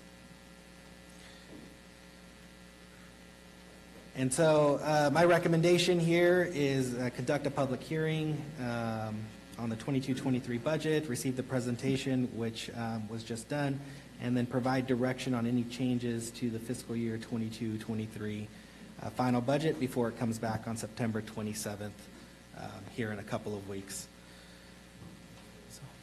Okay, so at this time, we need to open up. So you good, Marcos? Okay. Okay, so at this time, we'll open up the public hearing on the budget. And we do have some time constraints for a couple departments today. So I would ask that the board be open to hearing or discussing IT and the sheriff's office before 1 o'clock, if possible. Yes, sorry. I just wanted to make a comment Yeah. before we go by. We have a very modest person in front of us, and I want to personally thank Marcos for all the work that he's done. He's thanked the world appropriately, but as someone who's done this for many, many years, I know how hard it is, and it takes all the team that you mentioned, but also takes leadership, and you provided that, and I want to thank you. Thank you, Marcos. I'd like to thank you too, Marcos. I know you did a lot of work here over the course of the last 3 months or so, so thank you very much. And the staff, also admin staff. You guys came in. Good job. So I see that there is a hand up from Mr. Osborne. Thank you, Madam Chair, respected board members. John Osborne, your Director of Emergency Services. I just wanted to clarify the position request. The limited term department analyst that appears in the presentation, and I'll apologize, I probably did not communicate the difference very well. It is not associated with the Good Neighbor Agreement. It is associated with the California Fire Safe Council grant that we've tentatively been awarded. I'm just waiting on the actual contract, the grant contract from the Fire Council, and it is for a limited term position of 18 months for a department analyst. So it doesn't make any difference, other than I'd like you guys to make sure you have the clarity that this is a grant from the Fire Safe Council rather than a Good Neighbor Agreement. Thank you, John. Just, Madam Chair, just a quick thing. After we finish going through the budget, I think I'd like to see if we could have a discussion about the structural deficit. I think that they're related, but they don't have to happen at the same time. So as we wrap this up, I'd like to talk about that because I've always felt that it's something, it's a matter of cleaning up. So that's for later. Yes, and we can do that, absolutely. So with that, we will start going through the tabs. It is 11, huh? Yeah, it's 11:18, so I think that we should start with the sheriff and IT and get on with those. Are they available at this, are either one available at this moment? Or is one here and we'll start with them and then wait for the other one to show up? Supervisor, this is Sheriff Rick. I'm online if you need me. Okay, let's go to the sheriff. And then we'll bounce to IT after we're done.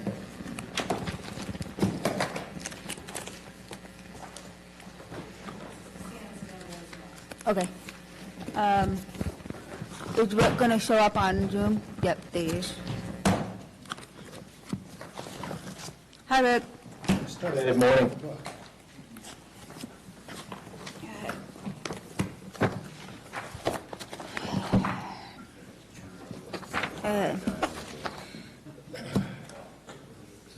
So Rick, is there anything you would like to comment on before you start getting a bunch of questions?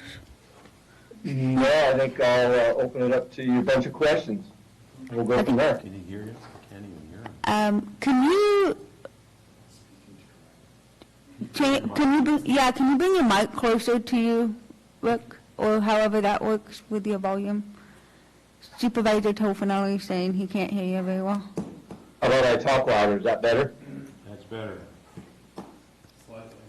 Slightly. Okay. I don't actually know where my mic is. I'll just talk louder. I'll yell at you, Gary, like I always do. Okay. Is there any board questions on the sheriff's budget in front of you?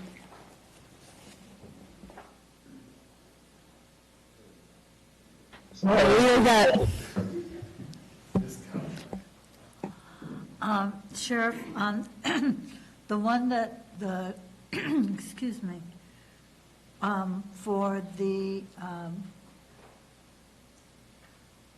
extra bed space that you're getting, how is that going? Are we? Yeah, that's the JBTC, the jail-based company program. That is supposed to kick off October 1st. We had a tentative letter that was sent over to me, and I actually forwarded it over to Craig the other day, that the state's going to start putting people in beds October 1. That's when we should see. And again, remember that it's 8 more beds, but whether there's 1 person in that bed or there's 8, we get paid for the 8.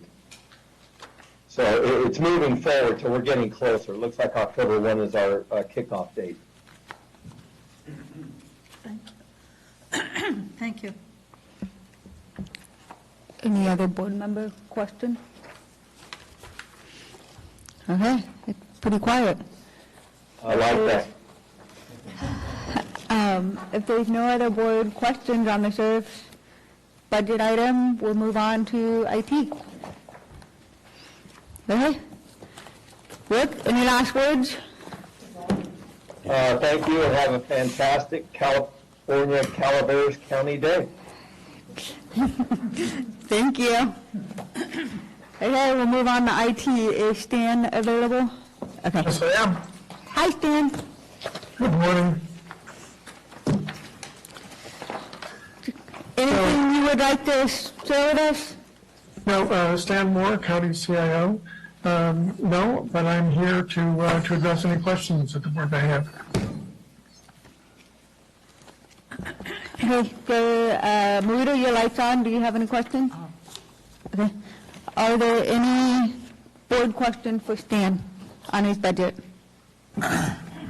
Keep up the good work, Stan. We appreciate it. Thank you. Yeah, I really appreciate all the work you've been doing with RCRC and everything else for the broadband on the side also. Thank you. I think we're making good progress. I just have some clarification. Years ago, we established TEETR to help fund tech services because they're so expensive. And I noticed we have I'm just going from memory, 2 million in allocation out of TEETR. Is that, I couldn't find where the allocation is. Is that going into tech services?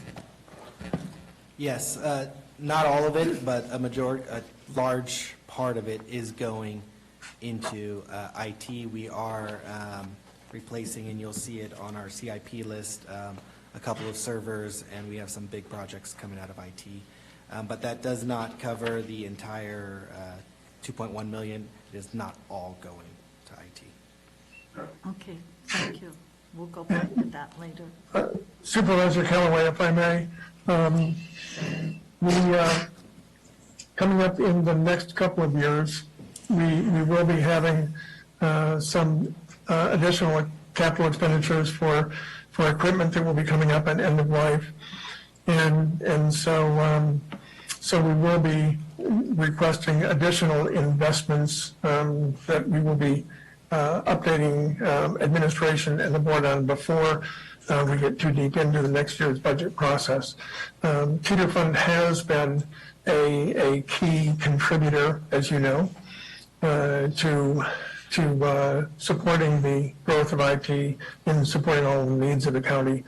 And we certainly look forward to having that as one of our resources going forward. So thank you for bringing the question up. Any other questions for Stan from the board? Okay. Seeing none, Dan, if you don't have anything else, I'm good. I will be available if any other questions come up. okay. Awesome. Have a good day. Thank you, Stan. Thank you. With that, we'll go back to the front of the budget binder. And what do we have? That's it. We have admin. Is there any questions from the board on the admin budget? Ben? I did, but Marcos addressed them in his, mostly when it came to the transit occupancy taxes and the adjustments made since preliminary. And then, but to follow up, the excise tax, 3.554 million. That's up substantially from what we thought it would be. But looking at the years going forward, because of the reduction that the board had voted on when it came to the cultivation tax, we're looking at 1.844, most likely going to the future. There was some confusion about certain payments not being made, but it's been cleared up. Those are actually going into this year's budget because they were actually, that confusion on those payments and the actual realization of those payments was cleared up after the 30th of June. So that's going to be shown in our coming year actuals. Am I correct?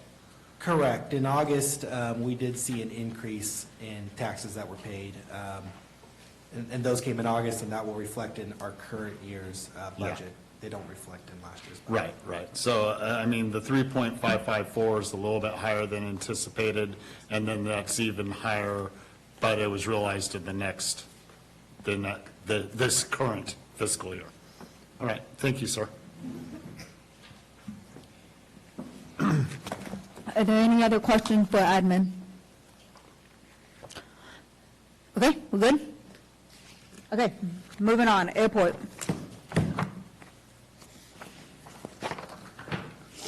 Okay, are there any questions on the airport budget? Marcos, I'm guessing you're the one that answers that? Okay. From the board. Okay, I'm seeing none. Okay, we'll move on. Assessors. Are there any questions for the assessor?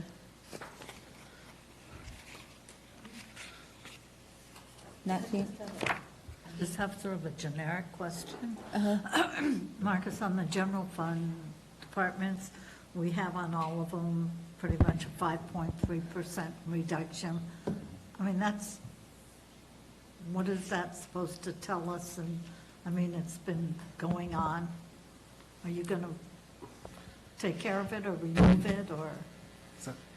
So the 5.3% reduction that was specifically for general fund departments is just under $2 million. And essentially what we did is we looked at budgets and we recognized that year over year they tend to have salary savings. And so that 5.3 essentially reduces their overall appropriations to be more in line of what it actually comes in at. As opposed to, so we're going to have turnover, positions will go vacant, and there's salary savings associated with that. And that's what that 5.3% represents, is that reduction to those budgets. But that's treating them all the same. That is, so there, yes, we do treat all of them the same. It is something we do need to look at, as, for example, we have experienced higher salary savings in certain departments than others. And so, yes, they should probably all be treated differently. But the last few years, they have all been treated the same with the 5.3% reduction.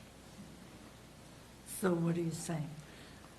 I'm saying that is something we've actually had conversations about, and we're looking at addressing as a per department number as opposed to a whole number.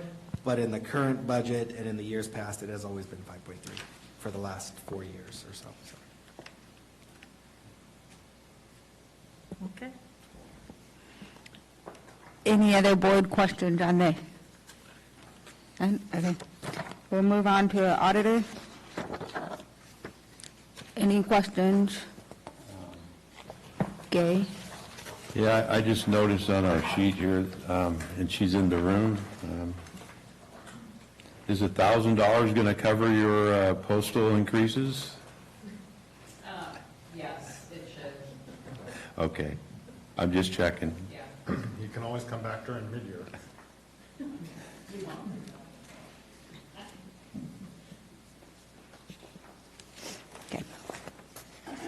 Okay, if there's no other questions, we'll move on to the next tab, which is building. Is there any questions for the building department? Well, I was just going to compliment Doug on the extra workload that he has taken, that it will be in the next tab. So thank you, Doug, for all your work. I know Lisa's in there somewhere, but thank you both. My pleasure. Is there any, if there's no questions for building, we'll move on to cannabis. Okay, cannabis, and we got Ben. I was going to wait till this one to compliment you on the good work you've done, Doug. Just overall, we're going to have to look at this moving into this next year with the changes being made on actual revenue coming in. Do you have any plans to bring this back to the board at a certain time? I think we were waiting on staff. I believe, my understanding is staff was working on a future discussion item to bring back to the board. Correct. Doug and I are currently having discussions behind the scenes to bring an item back to the board. Okay. No, I was just curious, if we were to proceed, we need to proceed in the right way. Thank you. Thanks for the good work, Doug. That's worked very hard. I'll pass that along. Thank you. Doug, do you have anything to say? I didn't really give you on either tabs.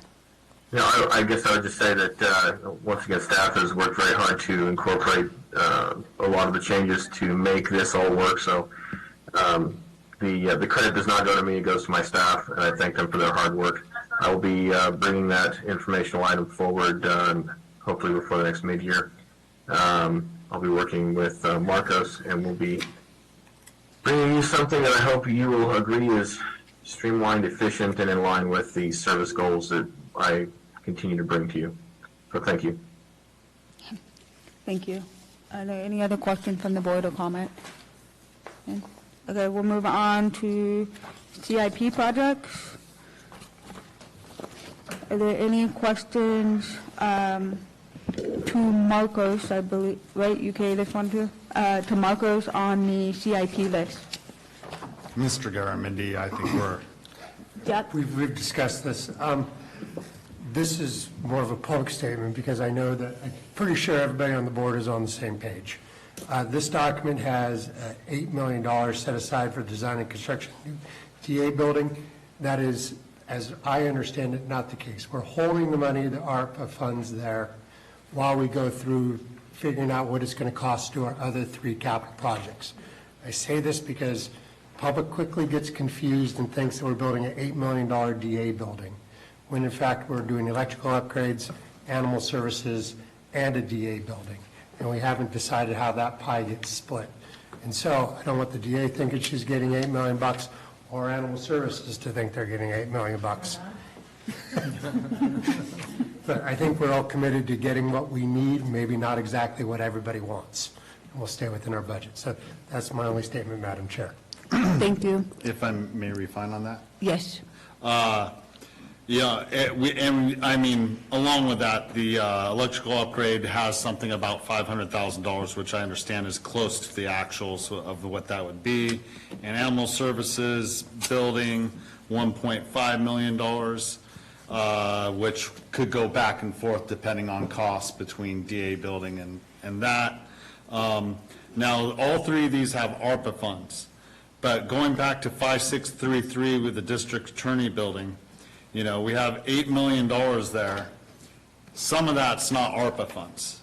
I mean, there's a judicial fund, and then there's the county collected fines.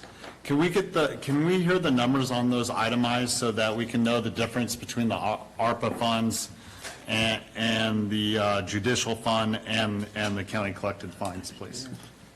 Correct. The ARPA funds total about $8.9 million. The Judicial Construction Fund is just over $1 million, and the county collected fines, I believe, was at roughly $100,000. Thank you, sir. Are there any other questions on the capital projects listed? And thank you both for the clarification and reinforcing that. Okay, seeing none, we'll move on. We got the clerk reporters. Are there any questions on the clerk reporters? I'm not seeing any. Okay, we'll move on to coroners. Okay. I just have one comment, and I've expressed this to Marcos in our discussions about my questions with the budget. In the recommendation from the admin office is the removal of the scanning for archives. I just wanted to put on record, I'm concerned that it'll just kick the can down the road. So I just want to make sure that it is still a priority of the county to make sure that those archives are scanned and that we will be seeing a plan in the future. Correct, and we have two scanning projects in the budget. One was for the coroner, one was for the assessor's office. With the assessor, we have a company, we are already able to get a quote, so we're moving forward with that one. With the coroner, we haven't made it that far in the progress, so we're still working with the coroner to get that number. That will require a contract, which will come back to the board, and at that time, it's our intention to add the appropriations into the budget. We took them out at this point because we don't know what the number is going to be. We could put a number in the budget, but we could be way off. So our thought process was to bring it back with the contract and add the appropriations at that time. Okay, that makes sense. Thank you for that clarification. Okay. Are there any other questions for the coroner's office? Okay, we'll move on to county council. Does county council have anything? No, but I'm happy to answer any questions the board might have. Yeah. Okay, no question for county council, move on. And Stacy, if there's any department head raising their hand, please let me know, because I'm not paying attention to that. Okay. Next is the DA. Are there any questions on the DA? Okay, not seeing any, move on. Environmental management.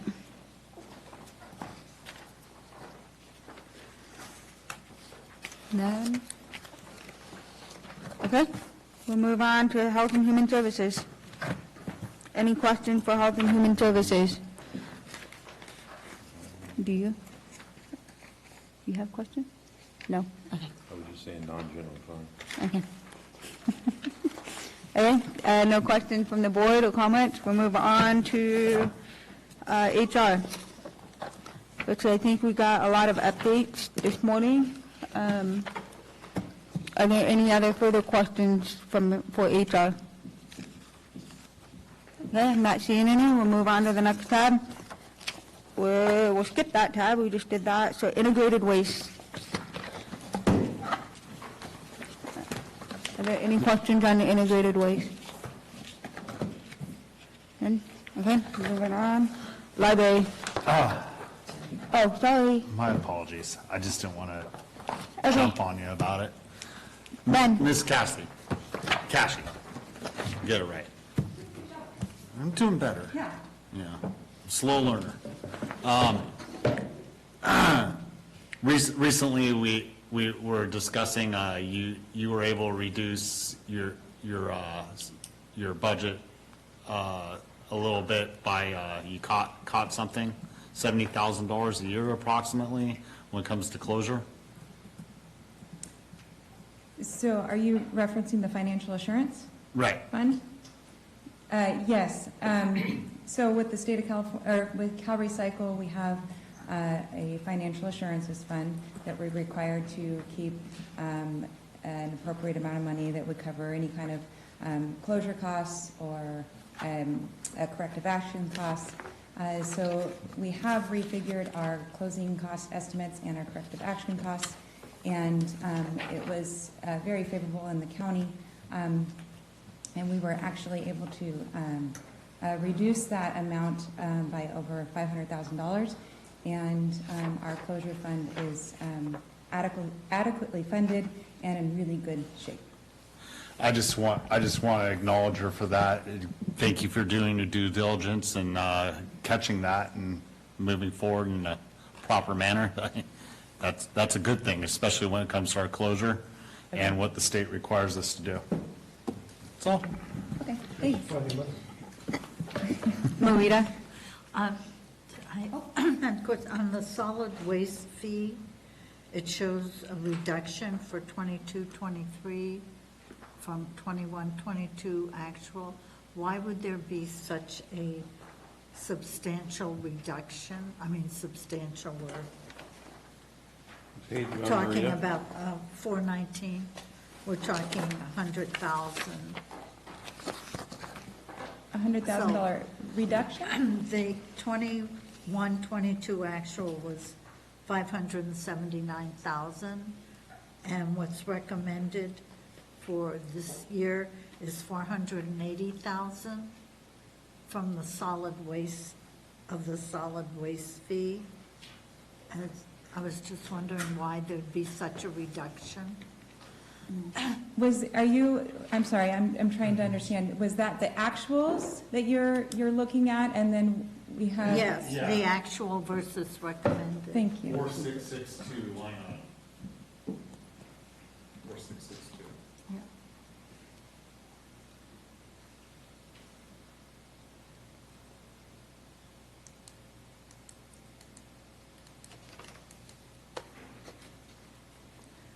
I think it was so see, these solid waste fees are related to our gate fees. So those fluctuate. So the recommended budget or the estimated budget there is a reflection of, that's a safe number to be budgeting, because those gate fees do fluctuate depending on how many customers we have and how many residents we have visit. So that reflects the gate fee that integrated waste receives. That is correct. Yes. Well, What do you think? if you look at the year Take our before, money back? you look at the year before, and it was 700,000, then it went down to 589, or 579, and now 480, so it's. I know that, I saw that. Okay. But, I mean, it just seems. It's a conservative projection, and it could come in at higher, which would be beneficial to solid waste. That is correct. And I do want to point out the What's that? 480,000 that is budgeted is higher than the 450 that was budgeted last year. So we did increase the budget amount, but still remain conservative.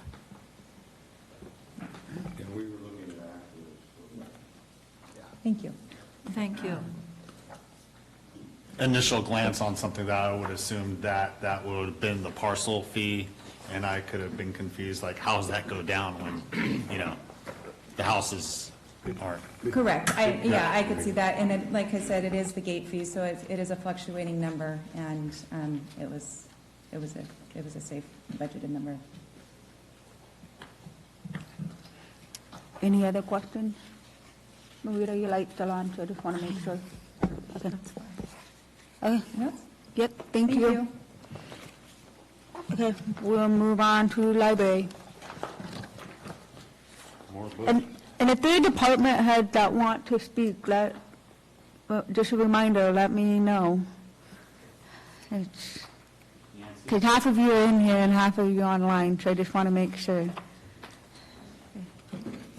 Hey, are there any questions on the library? No? Okay. Well, Nancy, good job. You've got a lot of projects coming, and I look forward to seeing those through the year. And next we have OES. We had a clarification from Mr. Osborne earlier, so are there any questions regarding his clarity or his budget? Okay, I'm not seeing anything from the board, so we'll move on to planning.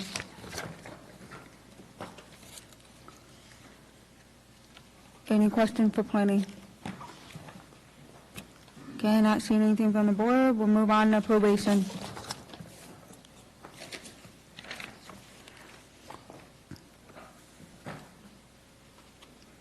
Okay, not seeing anything from the board, we'll move on to PATV. I lost this battle in June. I'm not going to refight it in September, but I'll see you all again next June. Thank you, Jack. Are there any other comments?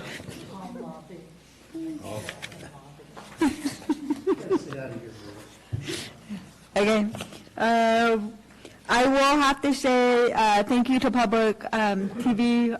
I don't know if the public realized it, but we've been switching over to YouTube, and the clerk's office and PATV has been working really hard to get that working. So thank you guys for making our meetings more accessible.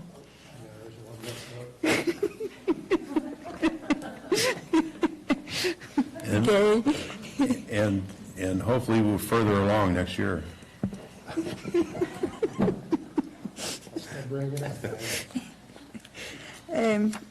Moving on to Public Works. And the question for Public Works. Supervisor Stopper. I don't know, does anybody else from the board want to discuss this? You talking about the two positions? Yes.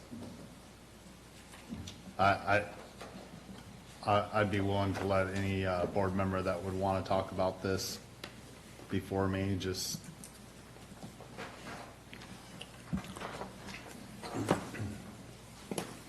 Well, why don't we do, excuse me, Tarzan, why don't we finish going through the book, and then we can come back and go through any other items, including this.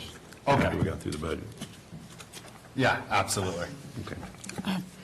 Are there any questions from the board other than what was just discussed? Not see anything? Okay. Just wanted to make sure snow removal is No. No. It's an illusion.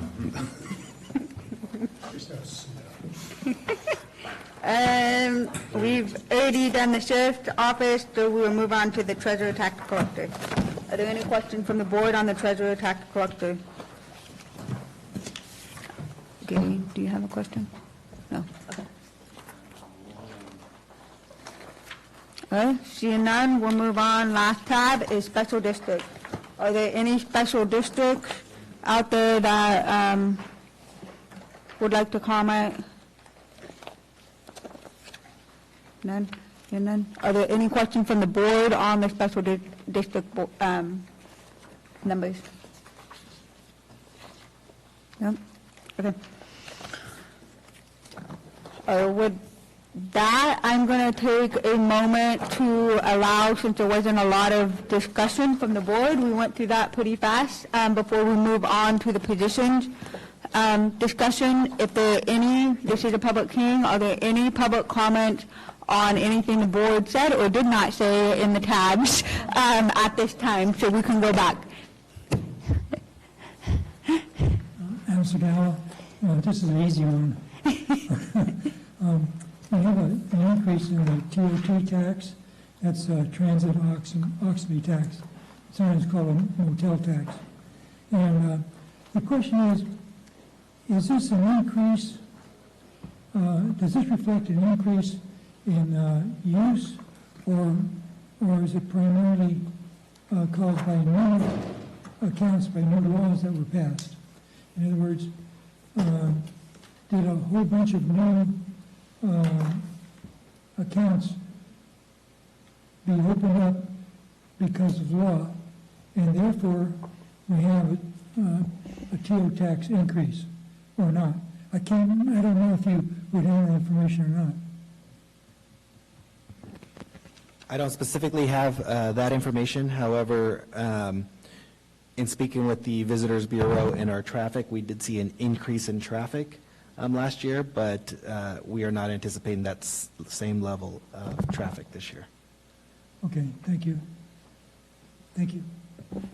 Thank you. I have a point of interest question. I saw in your presentation that you're getting fines and forfeitures, and as I recall, the court system was going to try and take all that money years ago. So are you getting it back? You got it back? Marita would know. Marcos? Supervisor Callaway, excuse me. She's too young. Ben? Did you hear the question, Ms. Callaway? Yeah, fines and forfeitures. Yeah, We still get Mike. some, That's the court's fines and forfeitures? well, we still get some. I know we get, that's how we fund the law library. Isn't that still funded by, from the courts? Okay. Yeah. They were trying to take is, it that's it. all a long time ago. I was Yes. just saying, it looks like. It's something's- specific on certain things.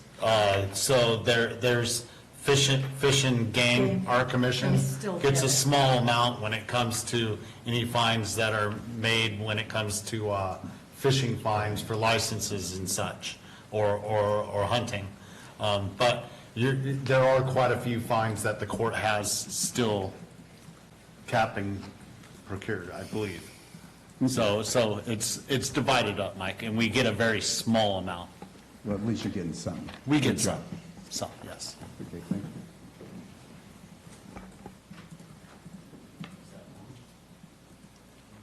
you. Okay. Okay, are there any, we had comments in the room. Are there any comments on Zoom that, on what we just went through, or There is no online comment. no online comment? Okay. Okay, so if there's no more questions on the tab, then we're going to pivot to the position description. Oh, sorry, yes. I forgot that, Nakashi, but on page 419, under the secured solid waste, why would that be down?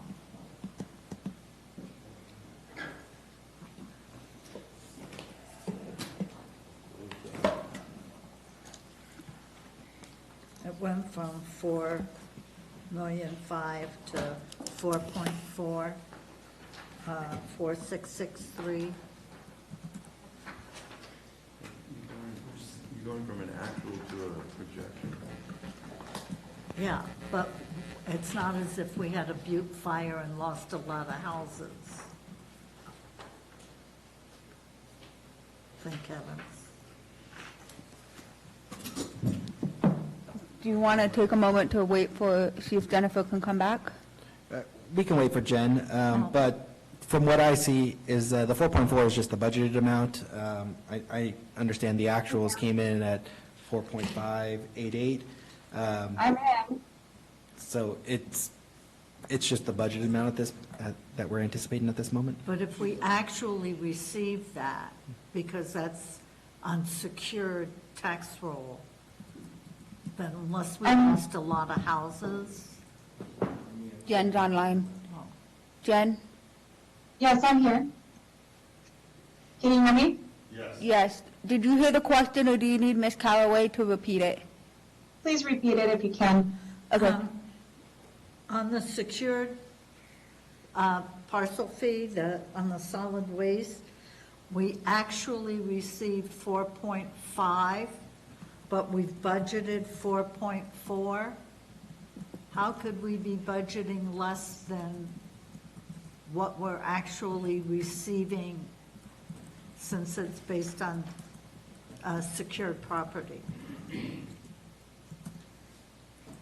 But I have done a property review last fiscal year and found some properties that had not been charged a parcel fee and was able to increase it by about $130,000.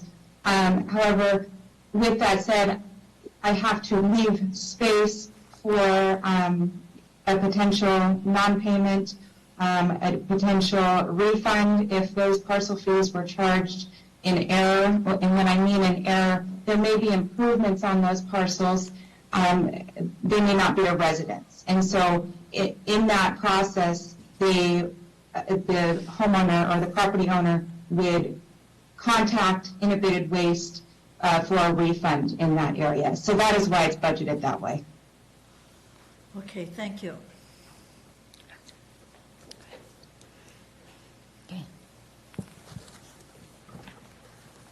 Are you good? Okay.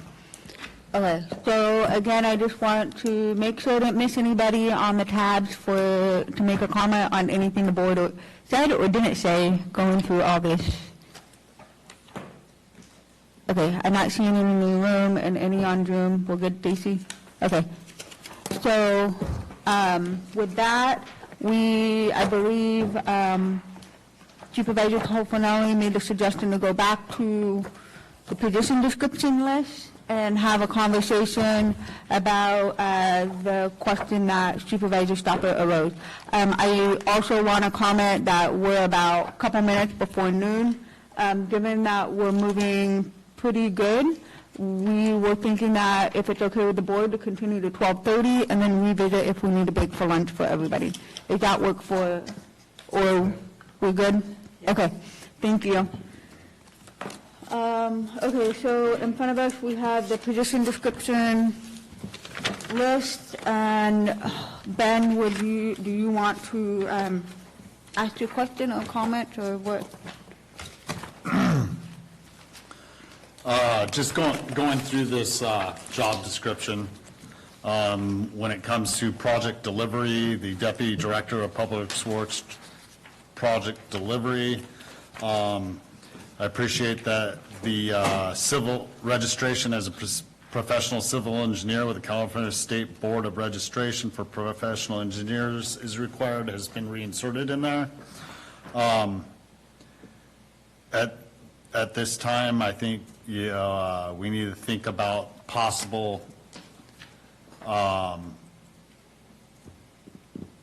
ascension in the department in the future, and with that considering, there may be some responsibilities that this person may need. So at this time, I would ask the board if they have the appetite to possibly bring this back in the future for reconsideration on both the positions.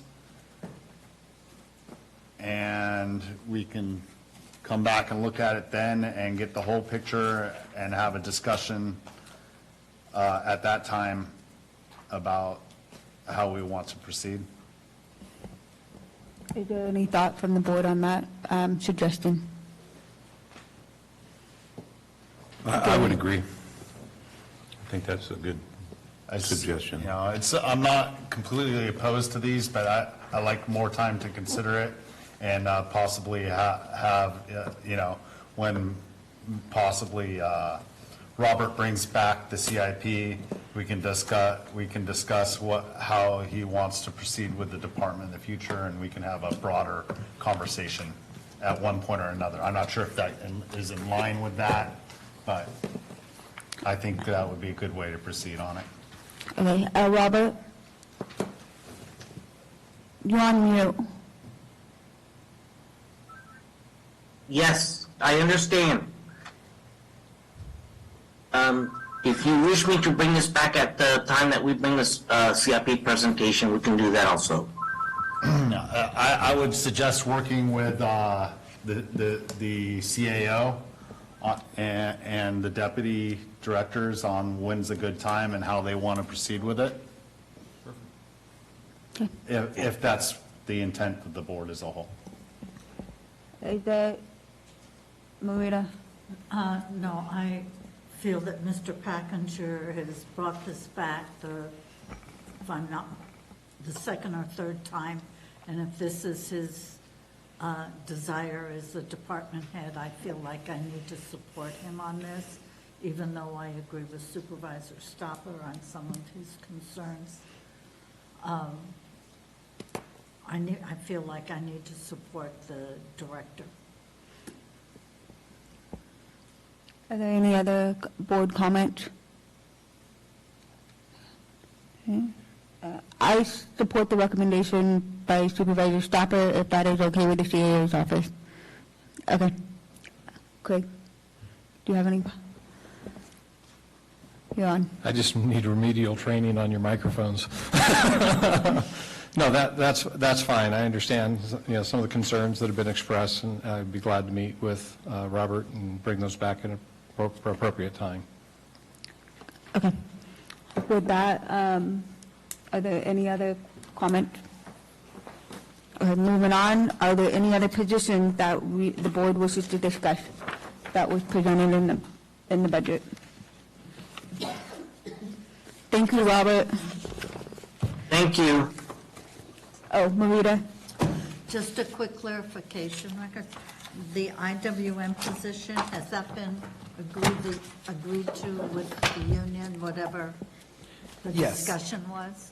So that's not, There is no issue with the union regarding that okay, position. thank you. Okay, Yeah, so, to follow up on that, I just want to ask, majority of these, Health and Human Services Agency did a really good job on defining what the cost would be, and those definitely, 99.9% of the time don't hit the general fund. Is there anything here that, not all of them say a change in cost, and some of them may or may not, and not that I need them right now, but in a future instance, I would like to see the difference on it, whether it be general fund or not. Correct, and we will bring them back in 2 weeks, and we'll make sure to have those listed in there. Excellent, thank you, Marcos. so if there are any other questions on that from the board, I'm going to make sure that I throw a public hearing, that there are public input on what was just discussed. I'm not seeing any in the room, and Stacy, do we have any online? There is no online. Okay. So earlier, before we started, Supervisor Garamendi made a suggestion, and I believe the board agreed. We need to discuss how we move forward, recognizing that there is a deficit. And so I'd like to move to that conversation. But before we dive into that, I just want to confirm there are no other comments or questions on the tabs. Nope. Okay, we'll move on to the deficit conversation and go from there. Thank you, Madam Chair. I just want to, our budget is an amalgamation of generations of different budgets stacked on top of each other. And as a guy who has a ranch that's covered with baling wire and duct tape, sometimes it's good to just sink a new post. I would like to suggest that that is in many ways our budget. I think sometimes the term deficit is misleading. A structural deficit is misleading, and I think we could clean that up. And I would petition this board to give very clear direction to our CAO that for him to, and Assistant CAO, to dig into this and set this straight. Sink a new post so we get the fence straight. And so that's what I would be requesting in the public hearing. Are there any comments from the other board? Gary? Yeah, I have to agree with Jack. I've been, this deficit, structural deficit thing's been up and down, but it's been part of our budgets for the last 15 years, I think, since the crash. We started going in and we reduced down to the point where we couldn't reduce anymore and still be operating, and we still had some deficits there. If Marita, if you remember. I think it's time we address it, and with Craig on board with us, with his experience, and with the help of Marcos and the crew in there, we can at least go forward with somewhat of a plan. I know it's not going to take a year, it's not going to take 2 years, but if we have a plan going forward to start reducing it and bringing it down at some point within the next 2 or 3 years, we possibly could be at zero and looking up going forward. So I'm all in favor of it. Ben? I concur with my fellow supervisors. It's something that, we've discussed in the past. I think Mr. Garamendi at one time was like, we've been dealing with, let's say, emergency after emergency or fire after fire. Right now, we kind of, knock on wood, might be in a good spot to move forward. I think it's time that, we gave clear direction, and we have a great opportunity with the people that we're working with right now to, right this ship, if not set the fence straight. Are there any other board comments? Craig? Okay, well, I'll just comment, back when you guys hired me, I mentioned I didn't want to come over and just keep the engine running and the car polished. I'd come if there's meaningful things you wanted to apply my skills to. This is something that I see as essential to the financial health of the county, and will put you on a good, sound footing as you try to, grow and do new and better things yet with Calaveras County government. So definitely up to the challenge, and I know there's very capable staff, not only in my office, but also as I've gone around the county as a whole. There's some really talented people out there, and I think it is a new day, a new opportunity to look at this thing differently and attack it. And I'd like to say, and I agree with Craig that it's going to take all the departments and the whole county to be on board on this thing, to get us back to where our deficit is gone and we're moving forward. So I want to thank all the department heads for this budget, and they're buying into it and moving forward. So thank you all for all your efforts. Any other comments from board? Come on, Marita. I see Marita smoking. She is. No. I've been doing lots of budgets, and I have to say, over the years, county staff has always stepped up to whatever the challenge is. If it meant coming before us and saying, I'm letting people go, and having department heads cry in front of us, or fighting over a little few cents that we have, the departments in this county have been awesome through good times and difficult times. I thank them. Well said, Marita. Jack? No? Okay. Are there any other comments on this? It seems like there's a consensus to give that, the CAO's office, to go forth with that direction. In biblical terms. Yeah. So we're still public hearing, so I want to allow an opportunity one more time for the public to comment on the discussion. I'm not seeing any in the room. Do we have anything on Zoom? No, we do not. Okay. I believe before I close, we need to make a motion to approve what the recommendation in front of us So moved. with the feedback of various items to be brought back at a later discussion. Sorry for that clarity. We have a motion. Is there a second? Second. Okay, all those in favor? Aye. And with that, we'll close the public hearing. Thank you, everyone, and again, echoing off of all the other supervisors, thank you for making this an easy process, and hats off to admin and department heads. So, thank you. We will be convening, hold on a second, we've got board comment. So I'm going to start to my left with Supervisor Callaway. Oh, you got a list? I got a list. Normally it's nothing. Okay. Mike, Supervisor Callaway. Thank you. We had the CSAC Board of Directors meeting. Anyway, a week or so ago. There was one item, Proposition 27, which allows online and mobile sports wagering. And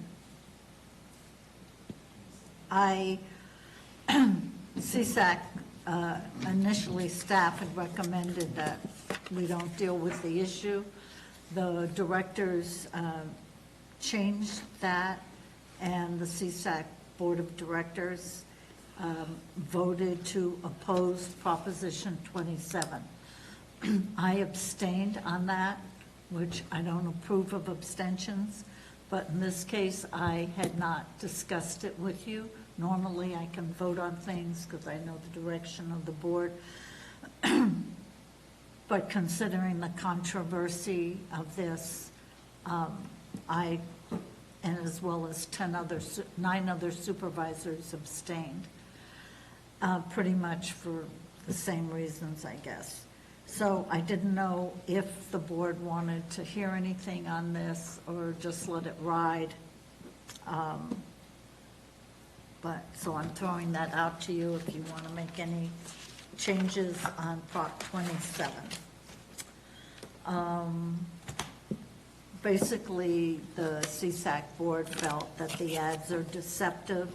They talk about solutions to homelessness.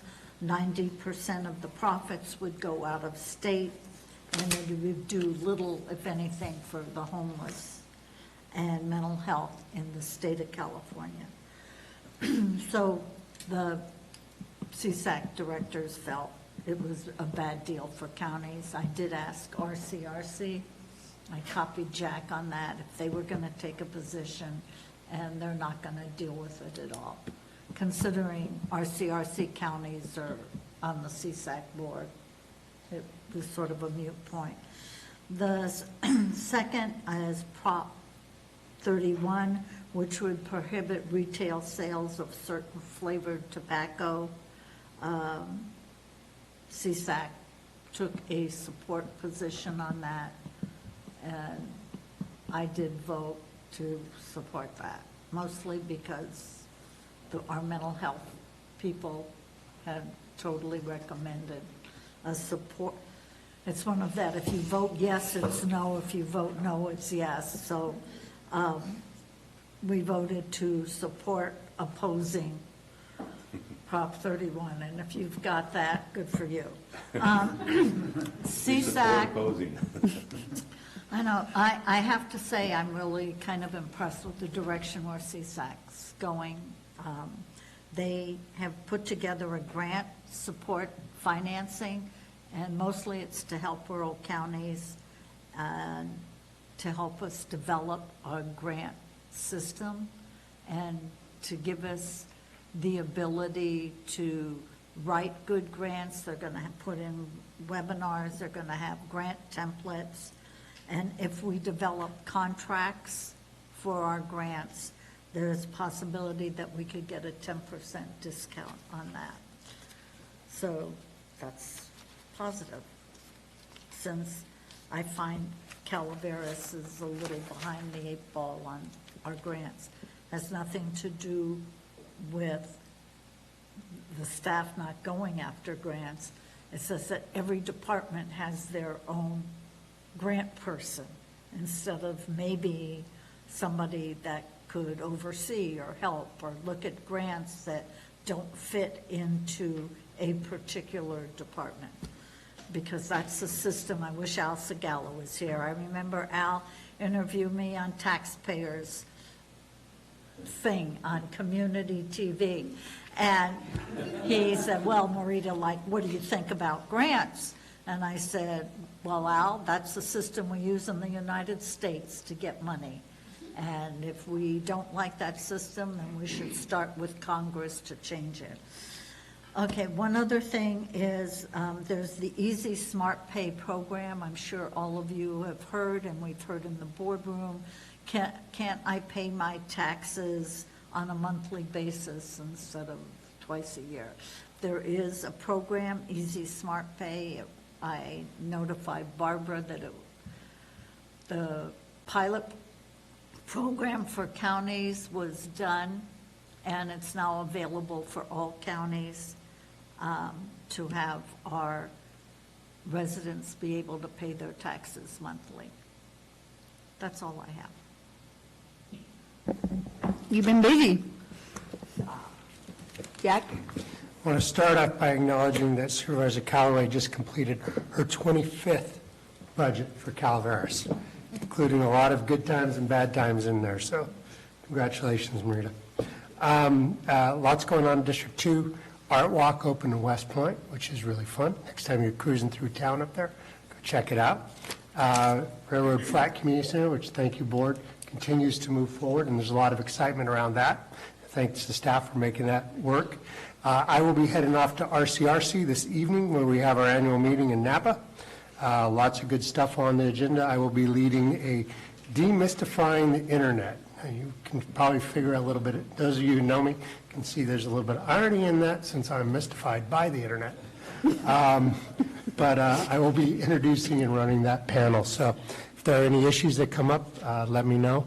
And for those of you who are joining, it should be a good show. So thank you. Vice Chair? I do have something to report, and I talked to CAO yesterday about it. We had a conversation. We had a meeting. Melissa Raggio from COG, myself, Rick DiBasilio, the sheriff, was on that meeting. It started out on cleaning up the highways and some programs that Caltrans has available, and Rick being able to use through a contract using inmates to clean highways in the county. And they brought up something that they're doing through Clean California, and it is what they call a dump day.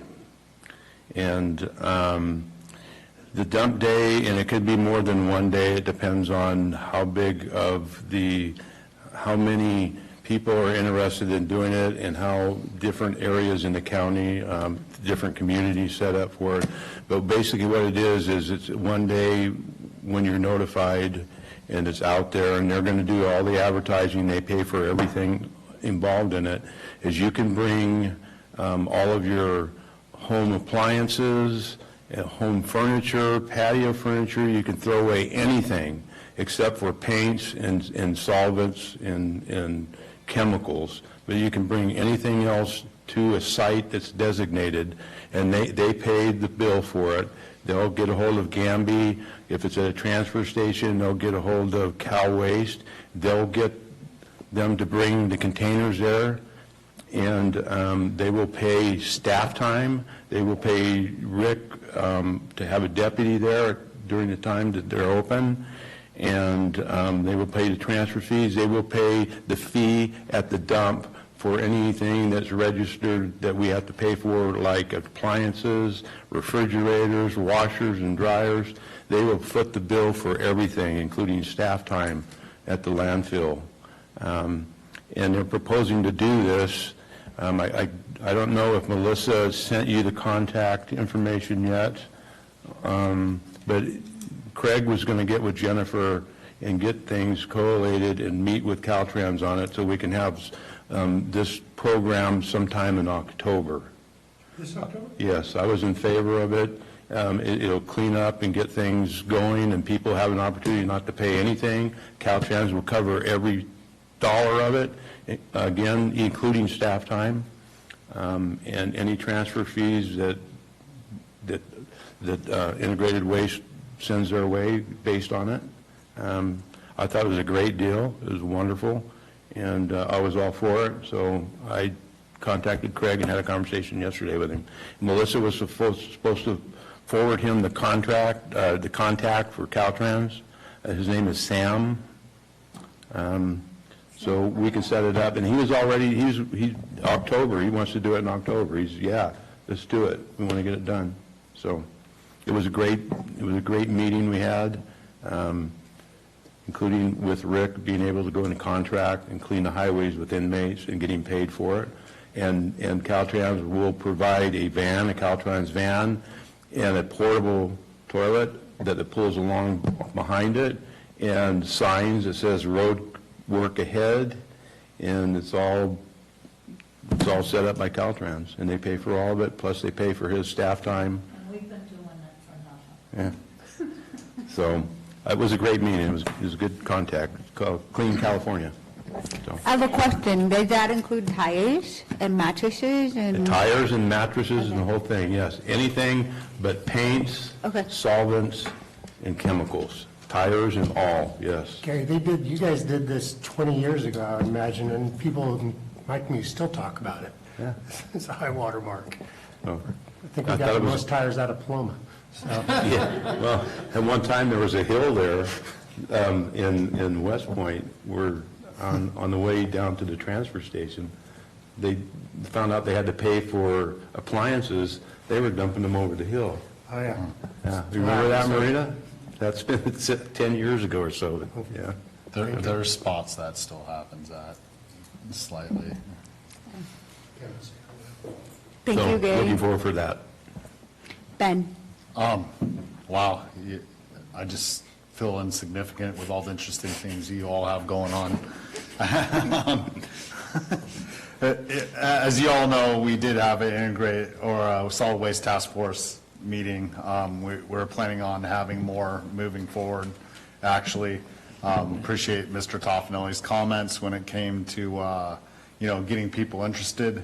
We have people interested right now, so I think the decision today will help keep that interest going. And we have some good people on there. I mean, it's good to have Angels Camp, Caroline Sherrado. She's a breath of fresh air coming from Angels Camp. We also have Mary Pitto on there, Sherry Roosh. We just made an appointment today, so there's another good person on there. We still have Mark Zane. I mean, it's really coming together, and a good group of heads working on it. We had a Central Sierra Economic Development District meeting. We're moving forward with our SEDS. We're moving forward with the SURF funds. We're the only applicant for the central or the eastern Sierra Nevada area between the 7 counties. The state said those 7 counties are part of that, and so it's looking like we're going to get it most definitely. With that's those SURF funds.